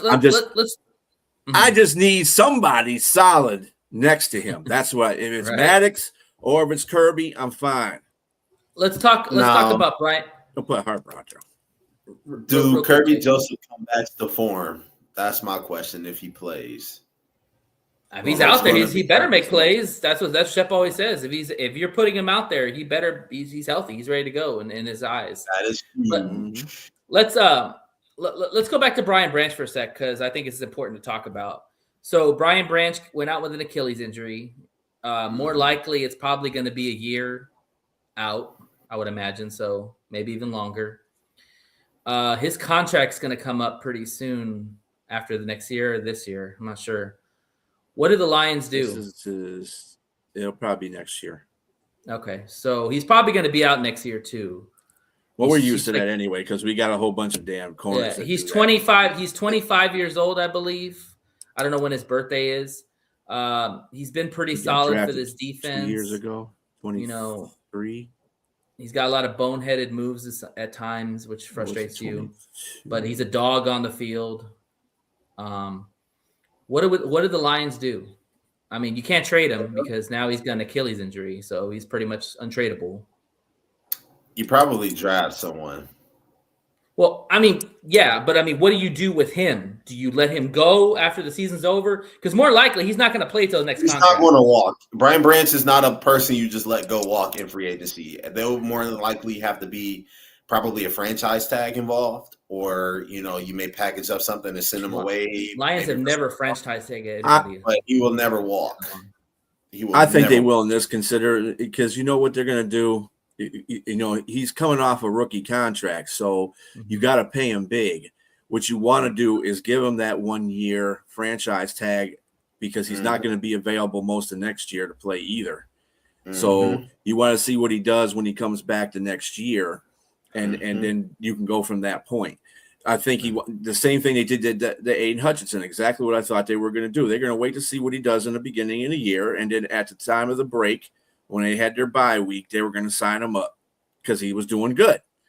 They want to make sure that those kind of leg injuries, which they should. They got to be cautious about that. The Lions are really cautious about every damn thing. Exactly. I mean, overly cautious about some things. So here's my question. He's probably not going to play next year, and if he does, it's going to probably be He'll at the end play of next year. He just won't play a lot. I think he will come in maybe Thanksgiving-ish. Yeah, he'll be there about that time. Maybe around that. But here's the thing. Remember this. Remember when what was his name? The guy Cam Akers from the Los Angeles Rams. Remember at the beginning of the year he popped his Achilles and he played in the Super Bowl.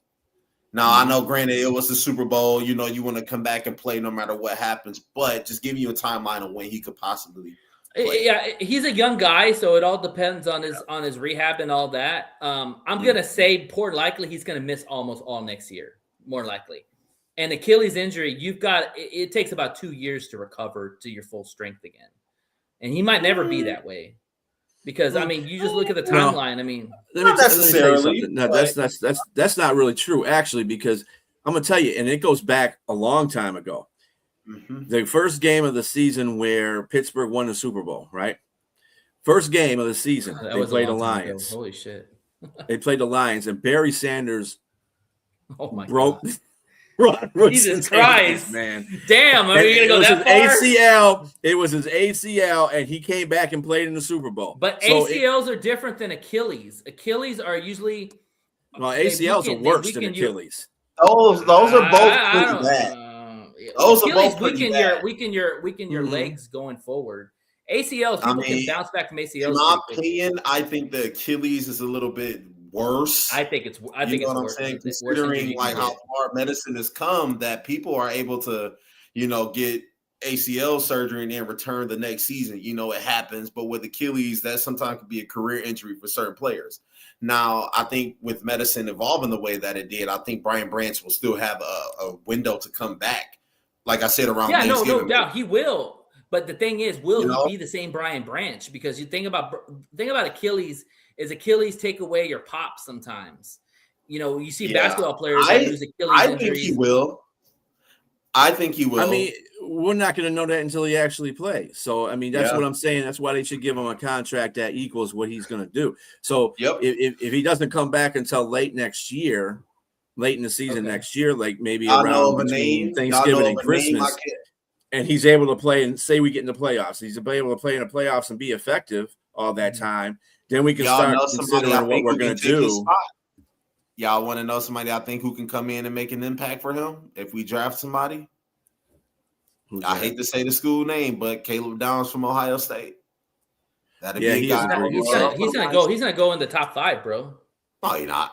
I don't think so. Oh yeah, Caleb Downs. Oh yeah, dude. You look at a lot of mock drafts, man. He's no more than a top 10 player. Like he's gonna get drafted in the top 10. I don't see a safety being drafted in the top 5. I mean, this has to be a once. Well, he ain't gonna fall that far for us to get him. Let's just say that we'll have to trade up. Keep your eye on it. All right. Well, you know what I wouldn't be surprised on? Lions go get a quarterback. I was gonna say that same. I was thinking that same thing. And you know what? You say, I'm totally okay with it. Golf is getting. I'm okay with it too. If they get now, this is a scenario, and I know this is probably a different show that we could be doing, but at the same time, we can say that I would probably go after Mendoza. Yeah, and I would draft up for Mendoza. Mendoza's going he can sit behind Goff. He can sit behind Goff. Mendoza's got good instincts. I agree, but Mendoza's going number 1, bro. So you're gonna have to somebody I would like. Somebody realistically I would like Mateer from Oklahoma. I don't want. I like that kid. No, I don't like Mateer. That kid is pretty good. He showed his. Yeah, that's the point, though. So he got injured and he played like crap after that. So a lot of people are talking about what's his face from Miami. Carson Beck? Hell no. Yeah. He shouldn't be in the first round, but somebody's going to draft him in the first round. Somebody's going to draft him in the first round. So here's the thing. There's rumors out there that a lot of the big time quarterbacks that were supposed to come out this year are going to stay in college. Because they've been told by their scouts, you need another year. Your Moores, your Simpsons, I don't know who else. Manning. Simpson is a sophomore, Manning, right? probably. No, he's a junior. Really? Oh, no. Yeah. I thought he was a freshman, but he's a junior. So Simpson, Moore, Manning. I think those are the only ones that can go. So the good news is that if there's not a lot of high-priced quarterbacks that come into the draft, that favors the Lions because now not a lot of teams are going to take huge hits on the quarterbacks early in the draft. So I'm with B. In the second round, I'm going to throw a name out to you that I like a lot, Cade Kubiak from Clemson. I would take a flyer on him, because Clemson hasn't been that good this year, but he's got good talent. Like if you watch him throw, he can make all the NFL throws. Like the guy has got skill. He just needs to be coached up. But the thing is that you'll have options to draft somebody if you want to go that route. And I think the Lions should because we don't have a backup quarterback right now that we trust. What about Sam Levitt? What y'all feel about Levitt? Not too much. I mean, he probably ain't the biggest name out there, but I mean, dude, look at what he's done over at Arizona State. Oh, that guy. I mean, if you're gonna, here's the thing: if we're gonna draft a quarterback, it's got to be somebody who we see a future with going forward. We can't do the Hendon Hooker thing where you're 27 or 26 years old and we put you as your backup. If you're going to go waste draft capital and get a quarterback, it's got to be somebody that is going to be the bridge to Goff or Goff's a parent, you know, and you could do the from Johnny Manziel 2.0. Vanderbilt. Vanderbilt. Yeah, you talking about the freshman? Short. No, he's a senior. He's talking about Pavea. I got one for you. What about old boy from Oregon, the Detroit native? He's coming back. He's coming back. He's not ready yet. He's not ready. Damn. Oh yeah. If he comes into the draft, oh hell yeah. I would trade. I'm with B. I would trade middle of the round to get up to go get more because, like you said, he's a talented quarterback. He's got skill, and he's from Detroit. What else do you want? The guy is made for Detroit. He's from Detroit. Gunnar Stockton from Georgia. No, hell no.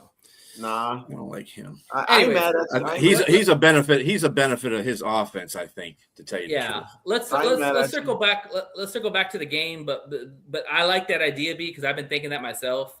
That at some point we do need to get no. Here's the thing too is that you want to get a quarterback that you can develop because Goff is still in his prime, and Goff is playing at a high level. So why can't we do what the Packers did with Love?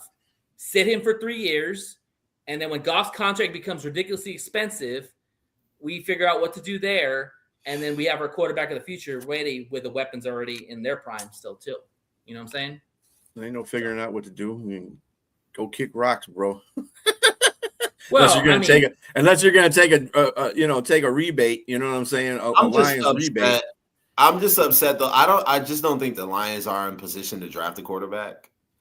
You know, yes, Robbie, thank you. I understand. I know. I got you, brother.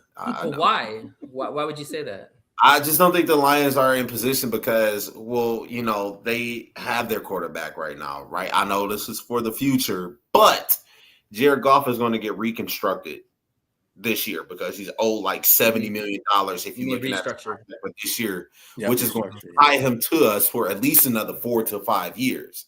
Now, if you're drafting a quarterback, you don't want him to sit on the bench for more than 3 years. That was the reason why Jordan Love, you know, and Aaron Rodgers' relationship with the Packers kind of went sour because Jordan Love was ready to start when he came in. I mean, really, let's just be honest. Right.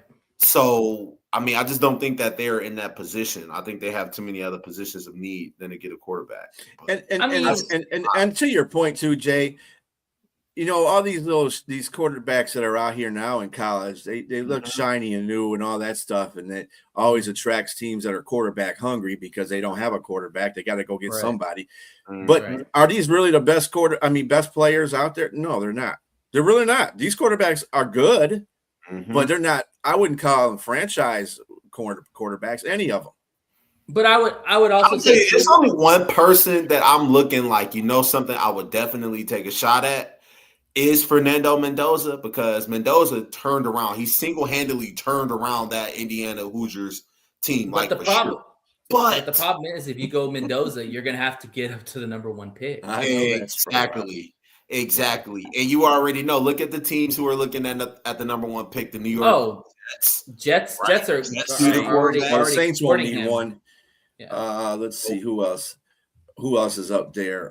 You know what I'm saying? But you look at also Raiders. Teams like Raiders might need a quarterback. Going to need a quarterback. That's where Fernando Mendoza might end up. He might end up on the West Coast somewhere. I mean, look, the Rams are going to be looking at a quarterback. It's a couple teams that need quarterbacks a little bit more than the Lions do right now. And I think also too that if the right quarterback is there for Detroit, you know that they'll consider it. And I don't think Goff would be upset about it because he knows that he ain't going to be here forever. He knows his contract is crazy expensive. And at some point, the Lions need a fucking backup quarterback. Let's be real. I'm tired of bringing in these guys that they suck or we don't know about them or they don't fit. Winston? No. What about Winston? We need I'm gonna tell you something. Somebody's gonna be brave enough to grab him as a starter. Because I'm telling you, there's a lot of quarterback needy ass. On the Raiders, I'd go after him. Or Mac Jones. That's another Yeah, guy Mac that Jones, people are I going to go think after. Yeah. Mac Jones might go to Minnesota. Kyler Murray might get traded. Who knows? I mean, there's a lot of names. Yeah, out there I who heard would've- Kyler Berry might again, get traded Pete? to Minnesota, but that's Ooh. Minnesota does that. They're dumb. Kyler Minnesota really Murray does not is believe not in the JJ same McCarthy. quarterback. I'll He tell is you not a that. good quarterback. Yeah. At least Arizona Sam Darnold needs had a some work quarterback. on him. Yep, Arizona's looking for a quarter, and shoot, Cleveland's got like 500 quarterbacks on their roster. So I mean, and they're keeping Deshaun. Why y'all bullshitting around? There's another team that could be looking for a quarterback in the Dallas Cowboys. No, they got Dak. They're fine. You think they're gonna stick with Dak? I mean, come on, Well, really? they got They paid what's him. his face behind They Milton. paid him, but Yeah. they can literally draft. They got Milton. They got Milton. I don't think. Listen. Just I think like Milton is a fail-safe plan. I'm gonna say this about Dak. Just like Goff, Dak has not been a problem for the Cowboys. It's been that defense. He hasn't been a problem. That defense has been ass But all you wanna year know until they something? got those Dak trades. Prescott takes up 15% of their salary Yeah. cap. He's on the books for a salary cap. But he's still playing at a high level. He was playing at an MVP level at some point. But dig this. They have a Saints don't need a quarterback, Robbie. They got I Shook. don't know. Do you think they're believing Shuck? Yeah, I think so. I mean, he's they bench Rattler. sure That'd be did. interesting. Didn't say a lot. Sure did. But I'll put it to you this way. No, when you drafted him third, you better play him. To actually make moves. You know they still got 2 first-round picks this year. Yeah. They need to get defense. They need to get defense. They definitely, I mean, they can get a defensive player later in the draft. They can literally trade up. No, they're gonna rock with Dak because I'll tell you why. They're gonna pay Pickens. They're gonna pay Pickens. They already paid CeeDee Lamb. They need to get defensive. Pickens, I would look at Jerry Jones and laugh. Oh, they need a team. Not a quarterback. I'm sorry. I mean, outside of one game, he's been pretty solid all year. I mean, okay, I got you. I thought he said, I misread it. Like, bro, you tripping? But my bad, bro. Let's circle back. Let's circle back to the Lions game. So we got to win these games before we get to the talk about draft. I know. That's the poison pill right now. We don't want to talk about the draft right now. All right. I want to talk about the defense of this Rams because the D-line is sick. You talk about with Fisk, you talk about with Verse, you talk about with Young, you talk about with who else am I forgetting? Kobe Turner, like all 4 legit defensive players. Yeah, this reminds me a lot of that New York Giants defensive line. Reminds me a lot of them. This is probably the best D-line we'll play all year. Better than the Vikings, better than the Eagles. This is probably the best that we'll play. And we're starting 2 rookies in the interior. Mm-hmm. God help us. Well, Green Bay is not a shabby defense, so don't toss them. They were the best. No, but I'm just saying those front best 4 defense in our division right now. Absolutely. No, yeah, in the conference, if you ask me.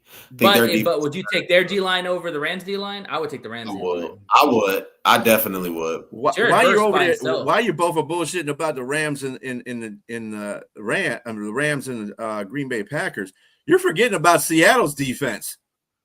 Yeah, we ain't got to play Seattle though. We ain't got to play Seattle though. I'm still taking the Rams D line. I'm still taking the Rams D line over all those teams. And you want to know something? Mike McDonald Seattle gets a lot of turnovers too. Boys. I agree. No, Seattle's defense. Mike McDonald has been coaching them boys like crazy. Like, I get my hats off to McDonald. Okay, seriously. So we talked about attacking Stafford, putting pressure on him. How do we attack the Rams defense? Run the football. Okay. Run that football. What he said.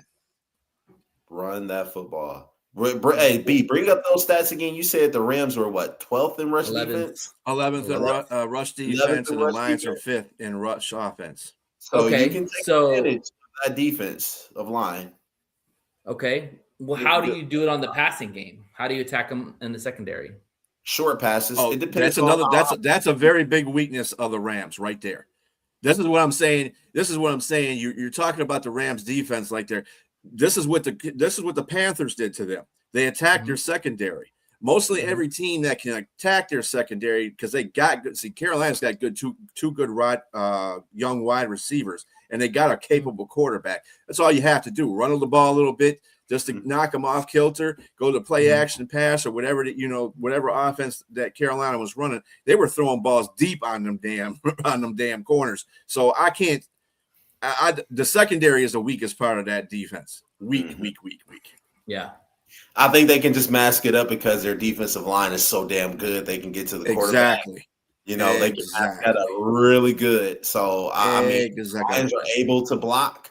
I mean, in scouting report, how would the Lions go about scouting that defensive line?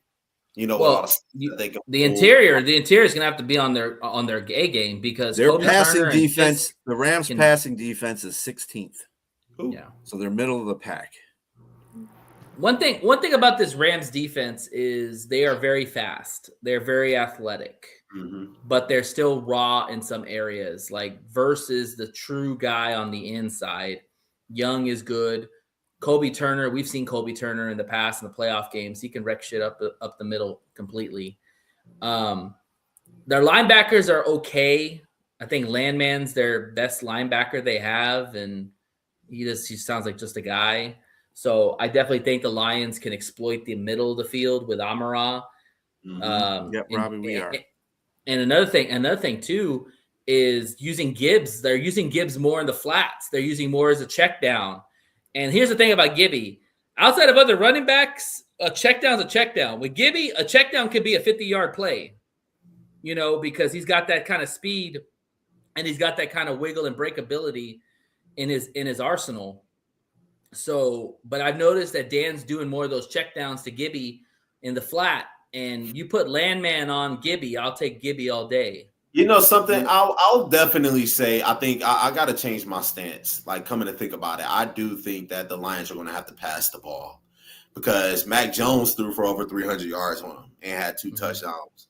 Bryce Young had a nice game against that team. So I do. He had 300 yards. He had 300 plus yards. So I had to walk that back a little bit. Yeah, they're going to have to pass. Their cornerback situation is actually worse than ours. The only thing that they have better than us is a better defensive line.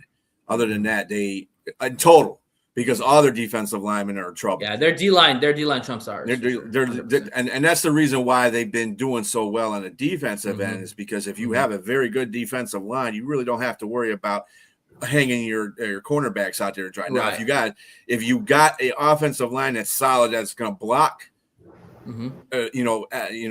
viciously for the whole rest of for the game, then they're going to have problems because then that means the quarterback's going to sit back there and throw on the DBs all day.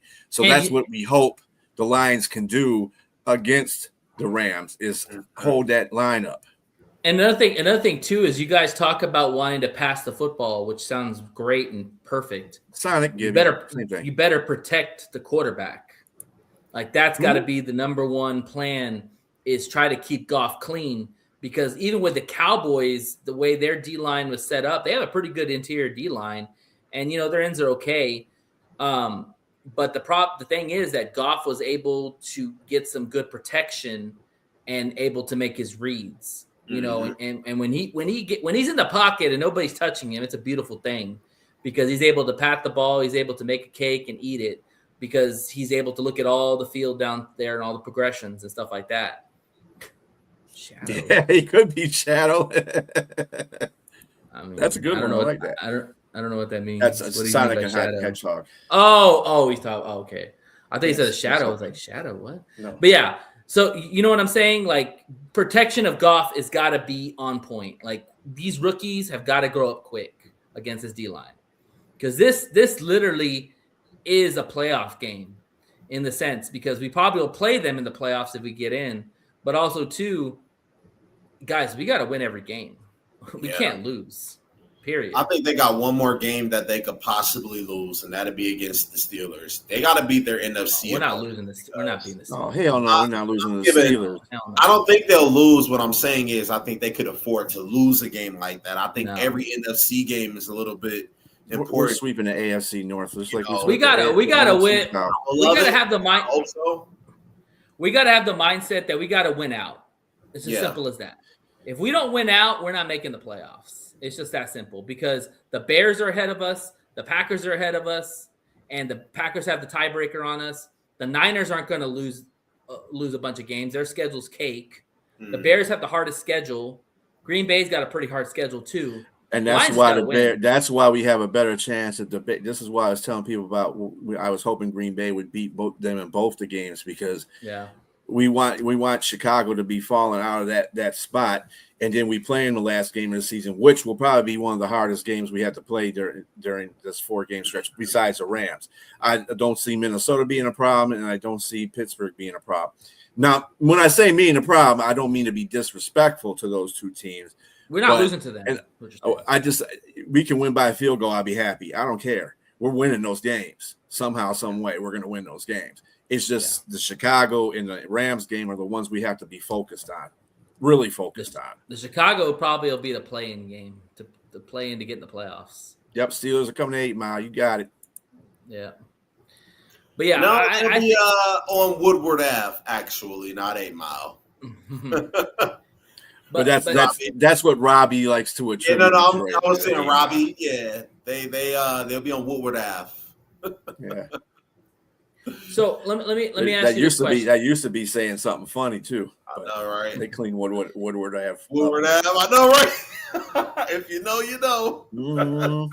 So let me ask you this question because I want to be honest with y'all's answers. If the Lions don't win this game, what do you think? What's up, Big Drew? What do you think it means going forward? I wouldn't. If they don't win this game, this is gonna seriously put a damper in their playoff bid because right now Chicago their playoff percentage is 50. They have a 50% chance of making the playoffs. Mm-hmm. So they definitely got to win all 4 games. Mm-hmm. So they don't have anything. They do their job and they win all their games. We won't have to sit here zero margin every for time. error. Yeah, it's got no margin for error right now. The NFC's just too damn good right now. Yeah, I agree. I wouldn't give up. I think that it'd be very important. Obviously, that'd be a big loss to the Lions and harder to get in the playoffs. Mm-hmm. But I would say then the Lions need to win out because you got to do 11 wins could possibly get you into the playoffs, possibly miss the playoffs. Oh, yeah, 11 wins. There's going to be an 11-win team that probably is not going to make the playoffs. It's possible. You know, it's just very hard for the NFC right now considering Dallas and Green Bay have ties. But, I mean, how well are the Bears going to keep it up? I really have to ask that question. Do y'all think the Bears are capable of winning? Well, they still got to play the Packers. They still, I mean, they should beat the play Browns. San Francisco. They got to play the Packers. They got to play Detroit. And then, like, if the Bears lose another game, then that last game into the season is going to mean a hell of a lot more. Which doesn't surprise the Lions. They always play these play-in games all the time at the end, last game of the season. So, and I like the Lions. I like the Lions a little better with their backs against the wall than the Bears because we know what the Lions are capable of. We don't really know what the Bears are capable of with their backs against the wall. If we go by what the top 3 teams like, when we picked the Pic'Ems, we all picked against a Green Bay and Denver winning, so they'll lose a game. But we also picked Chicago beating Cleveland, so Chicago will again take the number 1 spot. Yeah. Then they'll have to go to Green Bay. Then Green Bay is coming to Chicago, so then there you go. Wait, hold on. So if the Bears win, they get the number 1 spot again in the line. Back again. They swapped it. Because Packers in that stupid tie. I see. Ties bullshit. I gotta get rid of that shit. Yeah, there should be no ties in football. The way I look at it is, and I think Dan Campbell alluded to this, you put yourself in this hole. You had no business losing to the fucking Vikings, okay, period. You had no business losing to the Packers at your house. You lost 2 games, divisional games at your house. You flip that and you win both those games, we're talking a whole different ball game. Oh, yeah. Whole different ball game.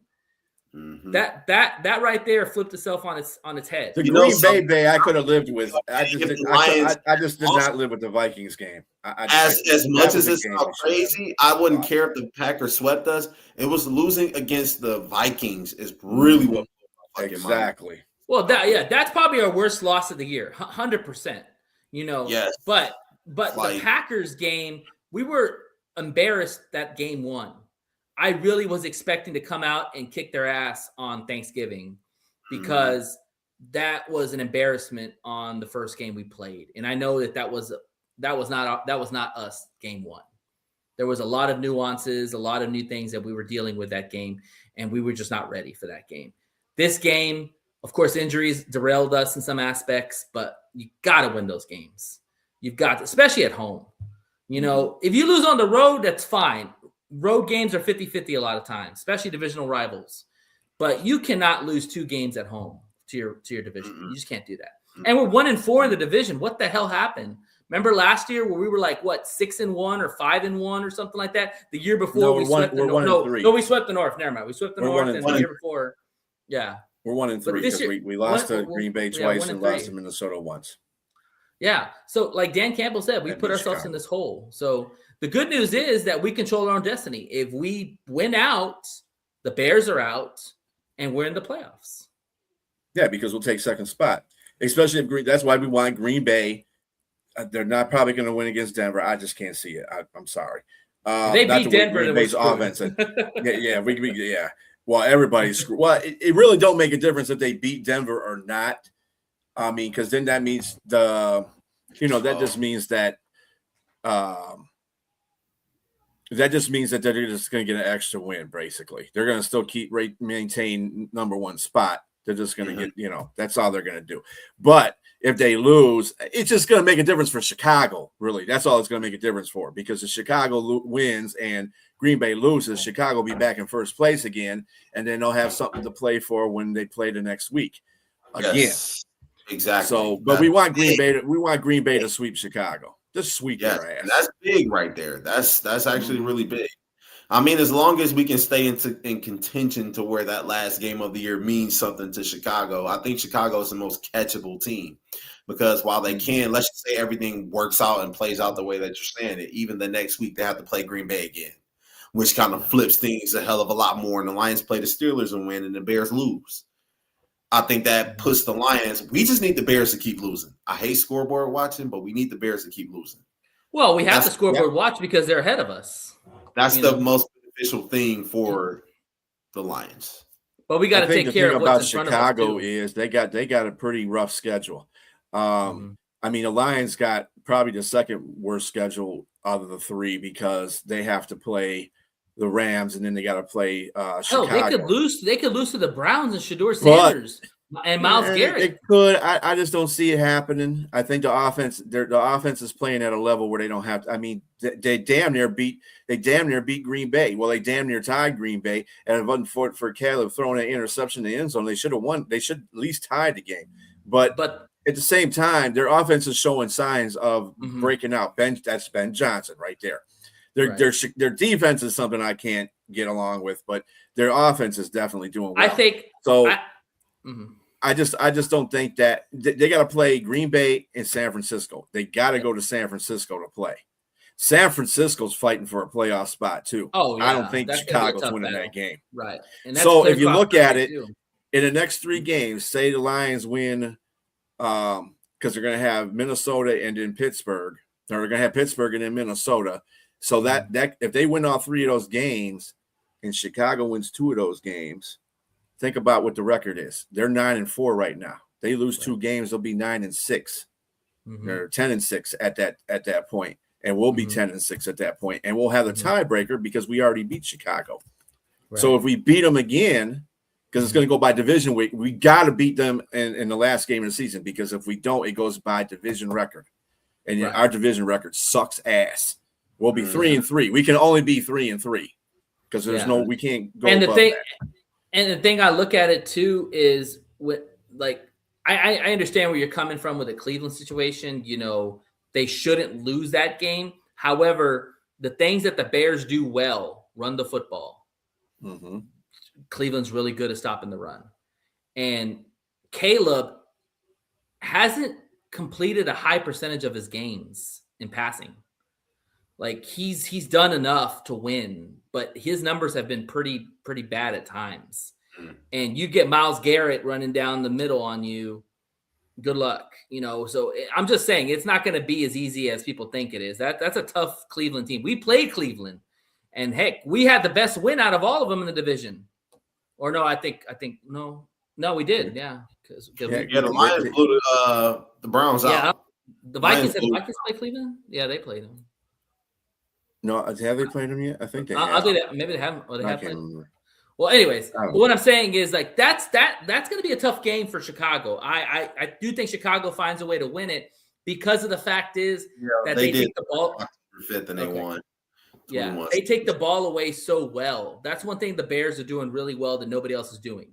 Not even the Packers, not even the Lions, not even the Vikings. They're taking the ball away at a high level. You know what else they do very well? And I give Chicago kudos for this, but they run the ball very well too. With Monangai and Swift. Yeah, but it's gonna be hard sledding against that Cleveland Browns defense because that's one thing that they pride themselves on, stopping the run. Mm-hmm. So then they're gonna put the ball in Caleb's hands, and Caleb's gonna have to make some plays. And Caleb doesn't throw a lot of picks. Like that was the first pick he'd thrown in a really long time. It was a bad pick, but he doesn't throw a lot of picks. So the thing is that, and let's also say Shador's played well too. So like it's gonna be an interesting battle. There's no doubt about that. Obviously, we need the Bears to lose because the more they lose, the Lions need to win. It's as simple as that. Well, yeah. If the Bears lose that game, that's just going to be sugar on top because then they got to play. Then they got to play the Packers. Yeah. Now the Packers. The only thing about that whole situation is the Packers might not play as hard, considering the fact that they already beat them and they already know they got a loss and they're going to be like 2 games ahead of Chicago by that time. So if they play them again and they lose, they'll only be 1 game. But they, Green Bay's got, like I said, they got the easier schedule out of every one of these 3 teams that we have here. And Chicago's just going to have to go play San Francisco right after they play Green Bay. So, I mean, and then they got to play the Lions. So they're going to be ass out either way. I really am. I'm starting to think that Chicago-Detroit game is going to be for all the chips. And this is going to be for who gets in the playoffs. That's true. That is true. Put 31 on defense. Fair. They did put them on. That's fair. That's fair. Yeah. No, That's a good point, Robbie. Someday I'll say that. Let me ask you this question. So let's say the Lions do get in.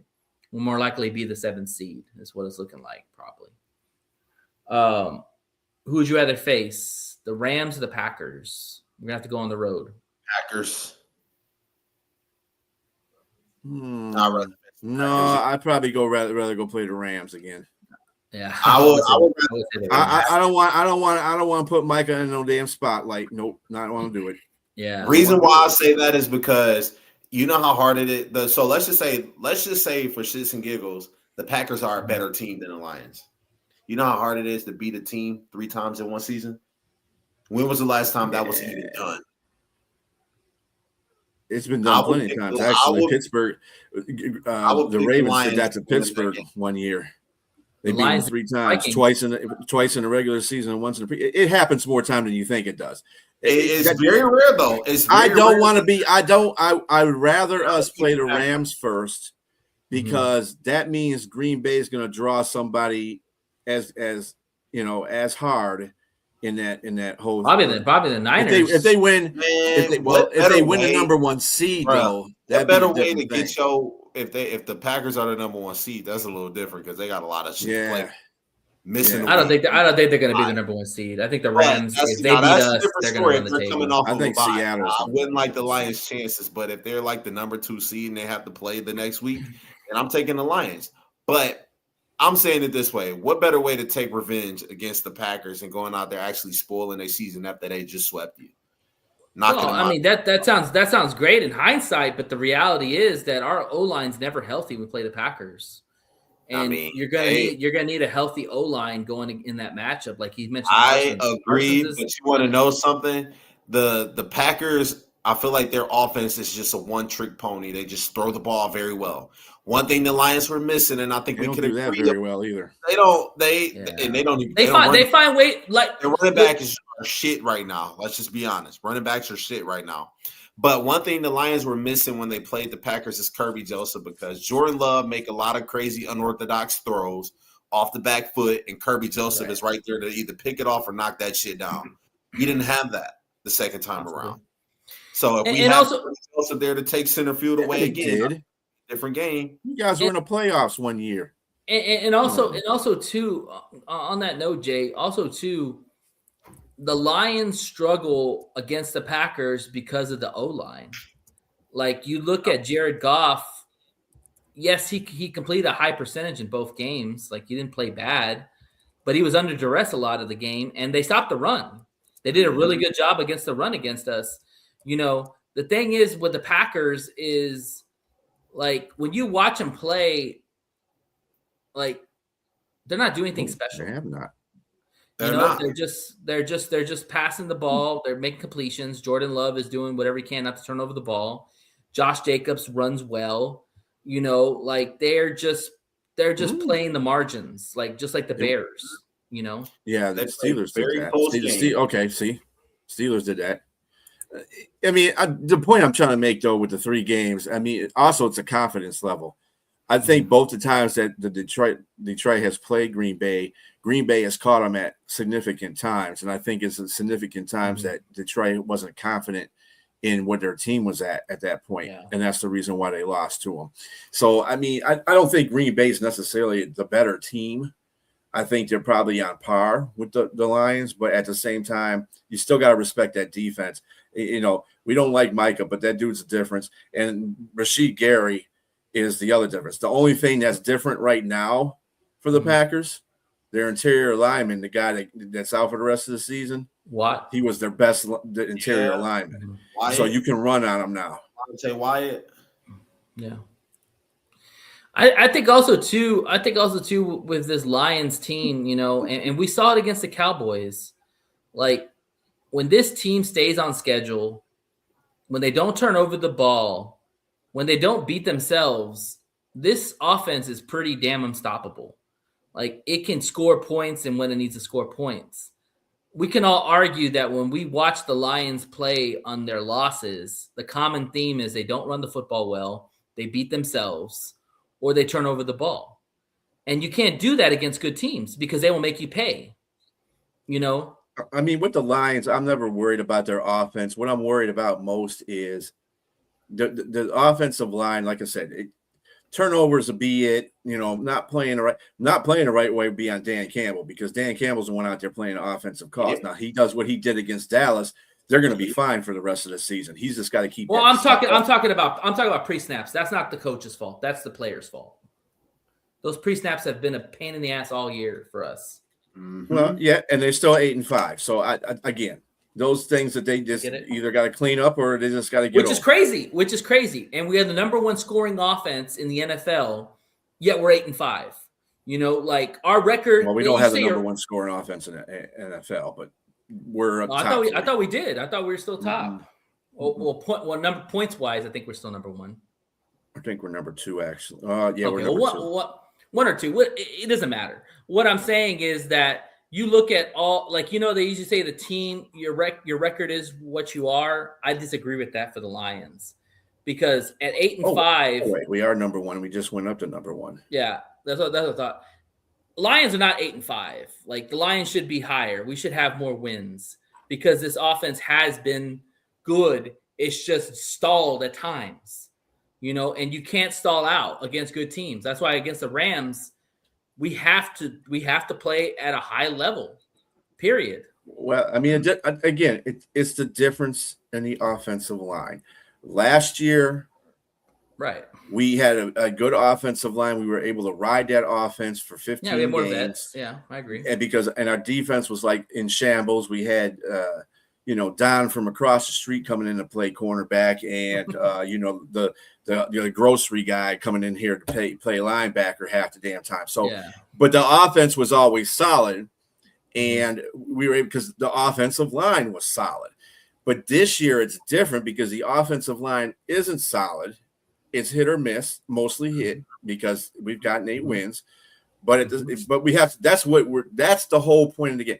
The offense itself, the players are still the same, except for the interior offensive line.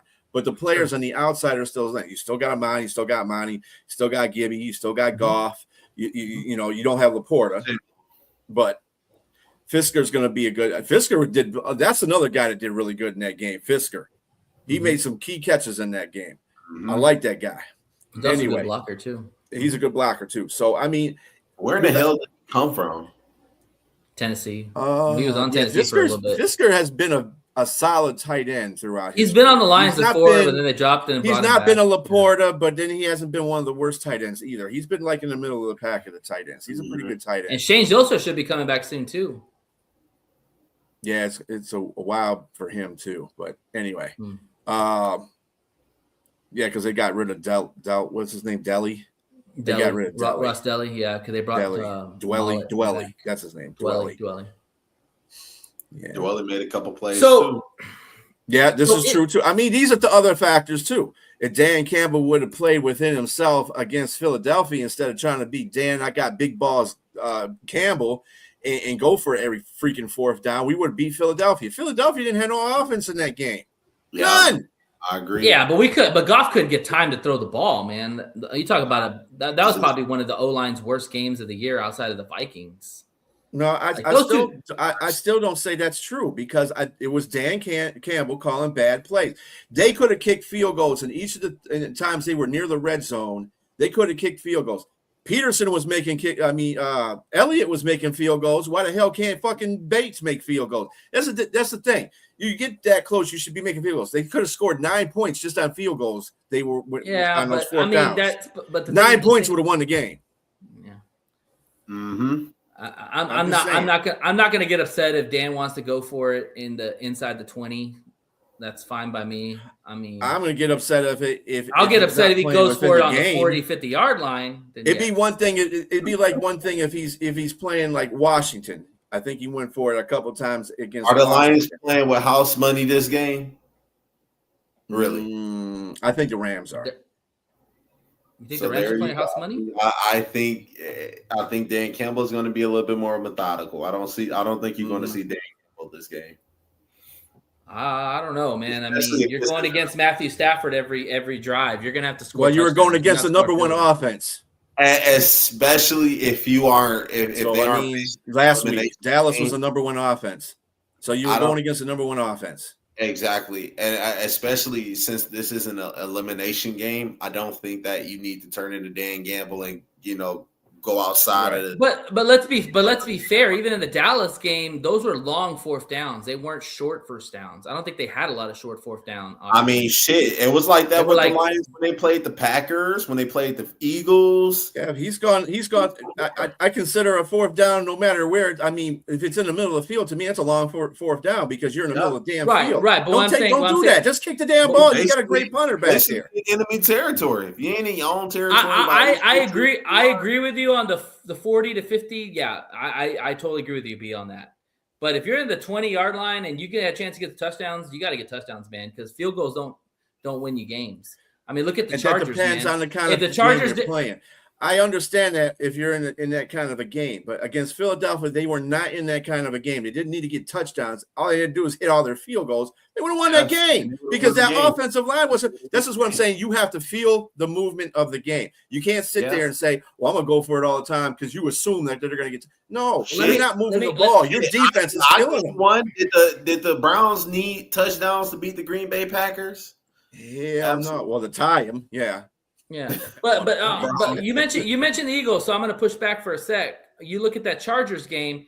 If the Chargers would have gone for at least a couple of more touchdowns, the game would have never gone to overtime. They settled for field goals, and that's what kept the Eagles in the game. That's all I'm going to say about that. Plus, also they were playing. They didn't play their best game either. Those field goals won the game, did it not?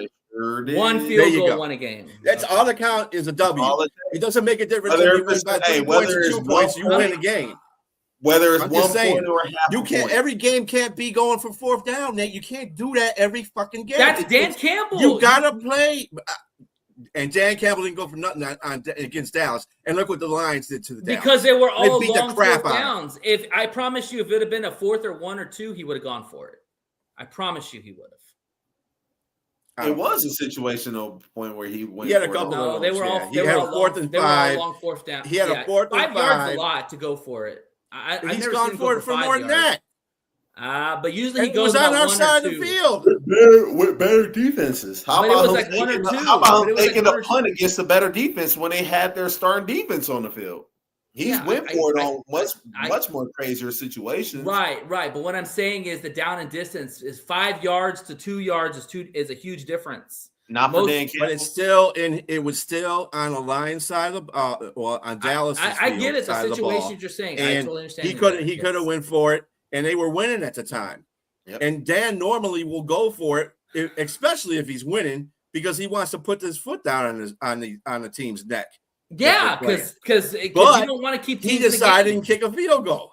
Mhm. So I mean, the The only argument I'm going to give you is the Philadelphia game. If you want to argue that Philadelphia game, fine. You should have took field goals. Fine, whatever. Exactly, that's a game we should have won too. And most of the time, I mean, that's just what he does. Liz, appreciate you. Hey, love you, appreciate you, Liz. You the best. I hope you doing well. Hope you're doing All well. right. Well, on that note, let's just go ahead and do a quick prediction, and then we'll go ahead and wrap the show up. So give me your game prediction score and give me a bold prediction for the game. We'll start with you, B. Well, since I picked the Lions, I think that it should be a 28-27 game. Damn. Okay. What's your bold prediction? Bold prediction is that J-Mo gets over 150 yards receiving and 2 touchdowns. Okay. All right. I like that. Jay? I got the Lions winning 27-29. I think Kirby Joseph, if he's back, he gets an interception. I think Aiden Hutchinson has a multi-sack game. I think the defense steps up big time this game. I think this is like a game where the defense has to show up. All right. Legion of Boom. Be aware. Mm-hmm. Yep. All right. I got 31-28 Lions. I think that, to your point, B, they win on a field goal, walk it off. And my bold prediction would be that Stafford throws a pick six. Ooh. That's Matthew Stafford. Yeah. If Matthew Stafford's throwing pick sixes, we definitely win the game because that's the reason why they lost to Carolina. It was all Matt Stafford's fault. You can count on being his fault. He'll probably say that to you. You know why I say that? Because Stafford tends to stare guys down, and if the Lions cornerbacks are smart, they jump those routes. He's always done that. He did that with Cooper Kupp. He did that with Puka. He's done the Puka Nacua. But you he know always what? has. He's not that Stafford. You're thinking of Detroit Stafford. You're not thinking of Ram Stafford. He likes to use his eyes to move safeties all over the place. So that's right. But what I'm saying is he locks in on one guy. Well, no, he don't. He's got too many guys to be locking on. Look at the targets. I'm just telling you. Look at the targets. Carolina game is when he reverted to an old Matthew Stafford style because he did do that then, and he did throw a pick six that was telegraphed basically to the damn DB. And that's why he took it back. Okay, he's got to learn how to hold on to the football just like Goff does. And this is what I hope Goff does in this game. He's going to have to do that. Because I guarantee you they're going to get a couple of sacks on Goff. Goff's got to hold on to the ball. But Stafford was trying to move down the field, because, you don't want to put the ball in Stafford's hand with the last few minutes in the game because he's always Captain Comeback. But they got to him and they strip sacked him and got the fumble. That was not a Stafford game. And Stafford, I think, even said in an interview, he said, yep, I was the one that screwed this game up.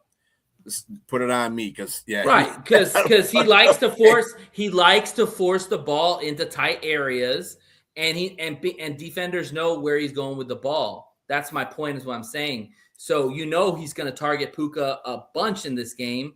So if you're DJ Reed or whoever the hell is going to cover him, got to know that it's coming to him. So you got to jump those routes. Well, I mean, that's easier said He'll than done. telegraph. Puka is a very good route runner, and you I got get it, I get Devontae. You can't just sit there and say, I'm going to target Puka because Puka is going to be the one getting the most catches. And then all of a sudden, Adams is out there catching every damn thing. If it's not him, it's Parkinson, because Parkinson's up there catching a bunch of balls. Yeah, now but too. when you're talking targets, Puka kills everybody in the targets outside. Devontae Adams gets the touchdowns in the red zone. Nate, what I'm trying to say is this dude's only thrown 4 interceptions this year. Yeah, I get 4. I get it. But that's he also less than has, Goff has thrown. But he's also had a history of telegraphing passes to his favorite targets. Well, it ain't his history this year. I'm looking at his history this year. That's what I'm looking at. Okay. So if he's playing at an MVP caliber year like he is right now, you have to expect the best out of Stafford. That's what you got to do. You got to hope that he reverts to earlier in his career. Detroit. It's going to be a combination of pressure. It's going to be a combination of pressure. Go Lions! Yeah, it's going to be a combination of pressure, and it's going to be a combination of the Lions cornerbacks watching his eyes to see where he's going with it. That's all I'm trying to say. Well, good luck with that, because I'm sure they do that all the time and they still get their ass kicked by Stafford. So I'm just saying. I'm giving you a key to how we need to win. That's what I'm trying to say. It's not necessarily. No, the key to how to win, get in his damn face. That's how you get right. But you have to get pressure. If you get pressure, that puts pressure on the cornerbacks or gives cornerbacks more opportunity to try to jump routes. That's what I'm trying to say. But I know you got to get pressure on him. I totally agree with you on that. 100%. And Carolina did a pretty good job of doing that too. Yeah, they did. So, we'll see what happens. Hopefully, the Lions can put that all together and find a way to win. Yeah. All right. As that being said, we're going to wrap up the show. Want to thank everybody for chiming in. Please like and subscribe to the show. We'll be back next Tuesday with the recap of the game and the preview of the who's next? The Vikings, right? The Vikings. No. Pittsburgh. Pittsburgh. Okay, then the Vikings. Yeah, Vikings on Christmas. You got to come on, brother, man. Yeah, Robbie, you're welcome to come on to talk some Steelers with us. Yeah, Robbie, we really want you to come on. We haven't had a guest in a while. Without that, yeah. And then and shout out to Big Drew. When we play Chicago, we want you on here too, brother. Yeah, definitely. And Mike will get him for the Vikings game. So hopefully. All right. Well, as always, as our brothers in the South and the North, you hate us because you ain't us. You'll have a good evening. And this is the One Ass Cheeks signing off. Good night. Peace.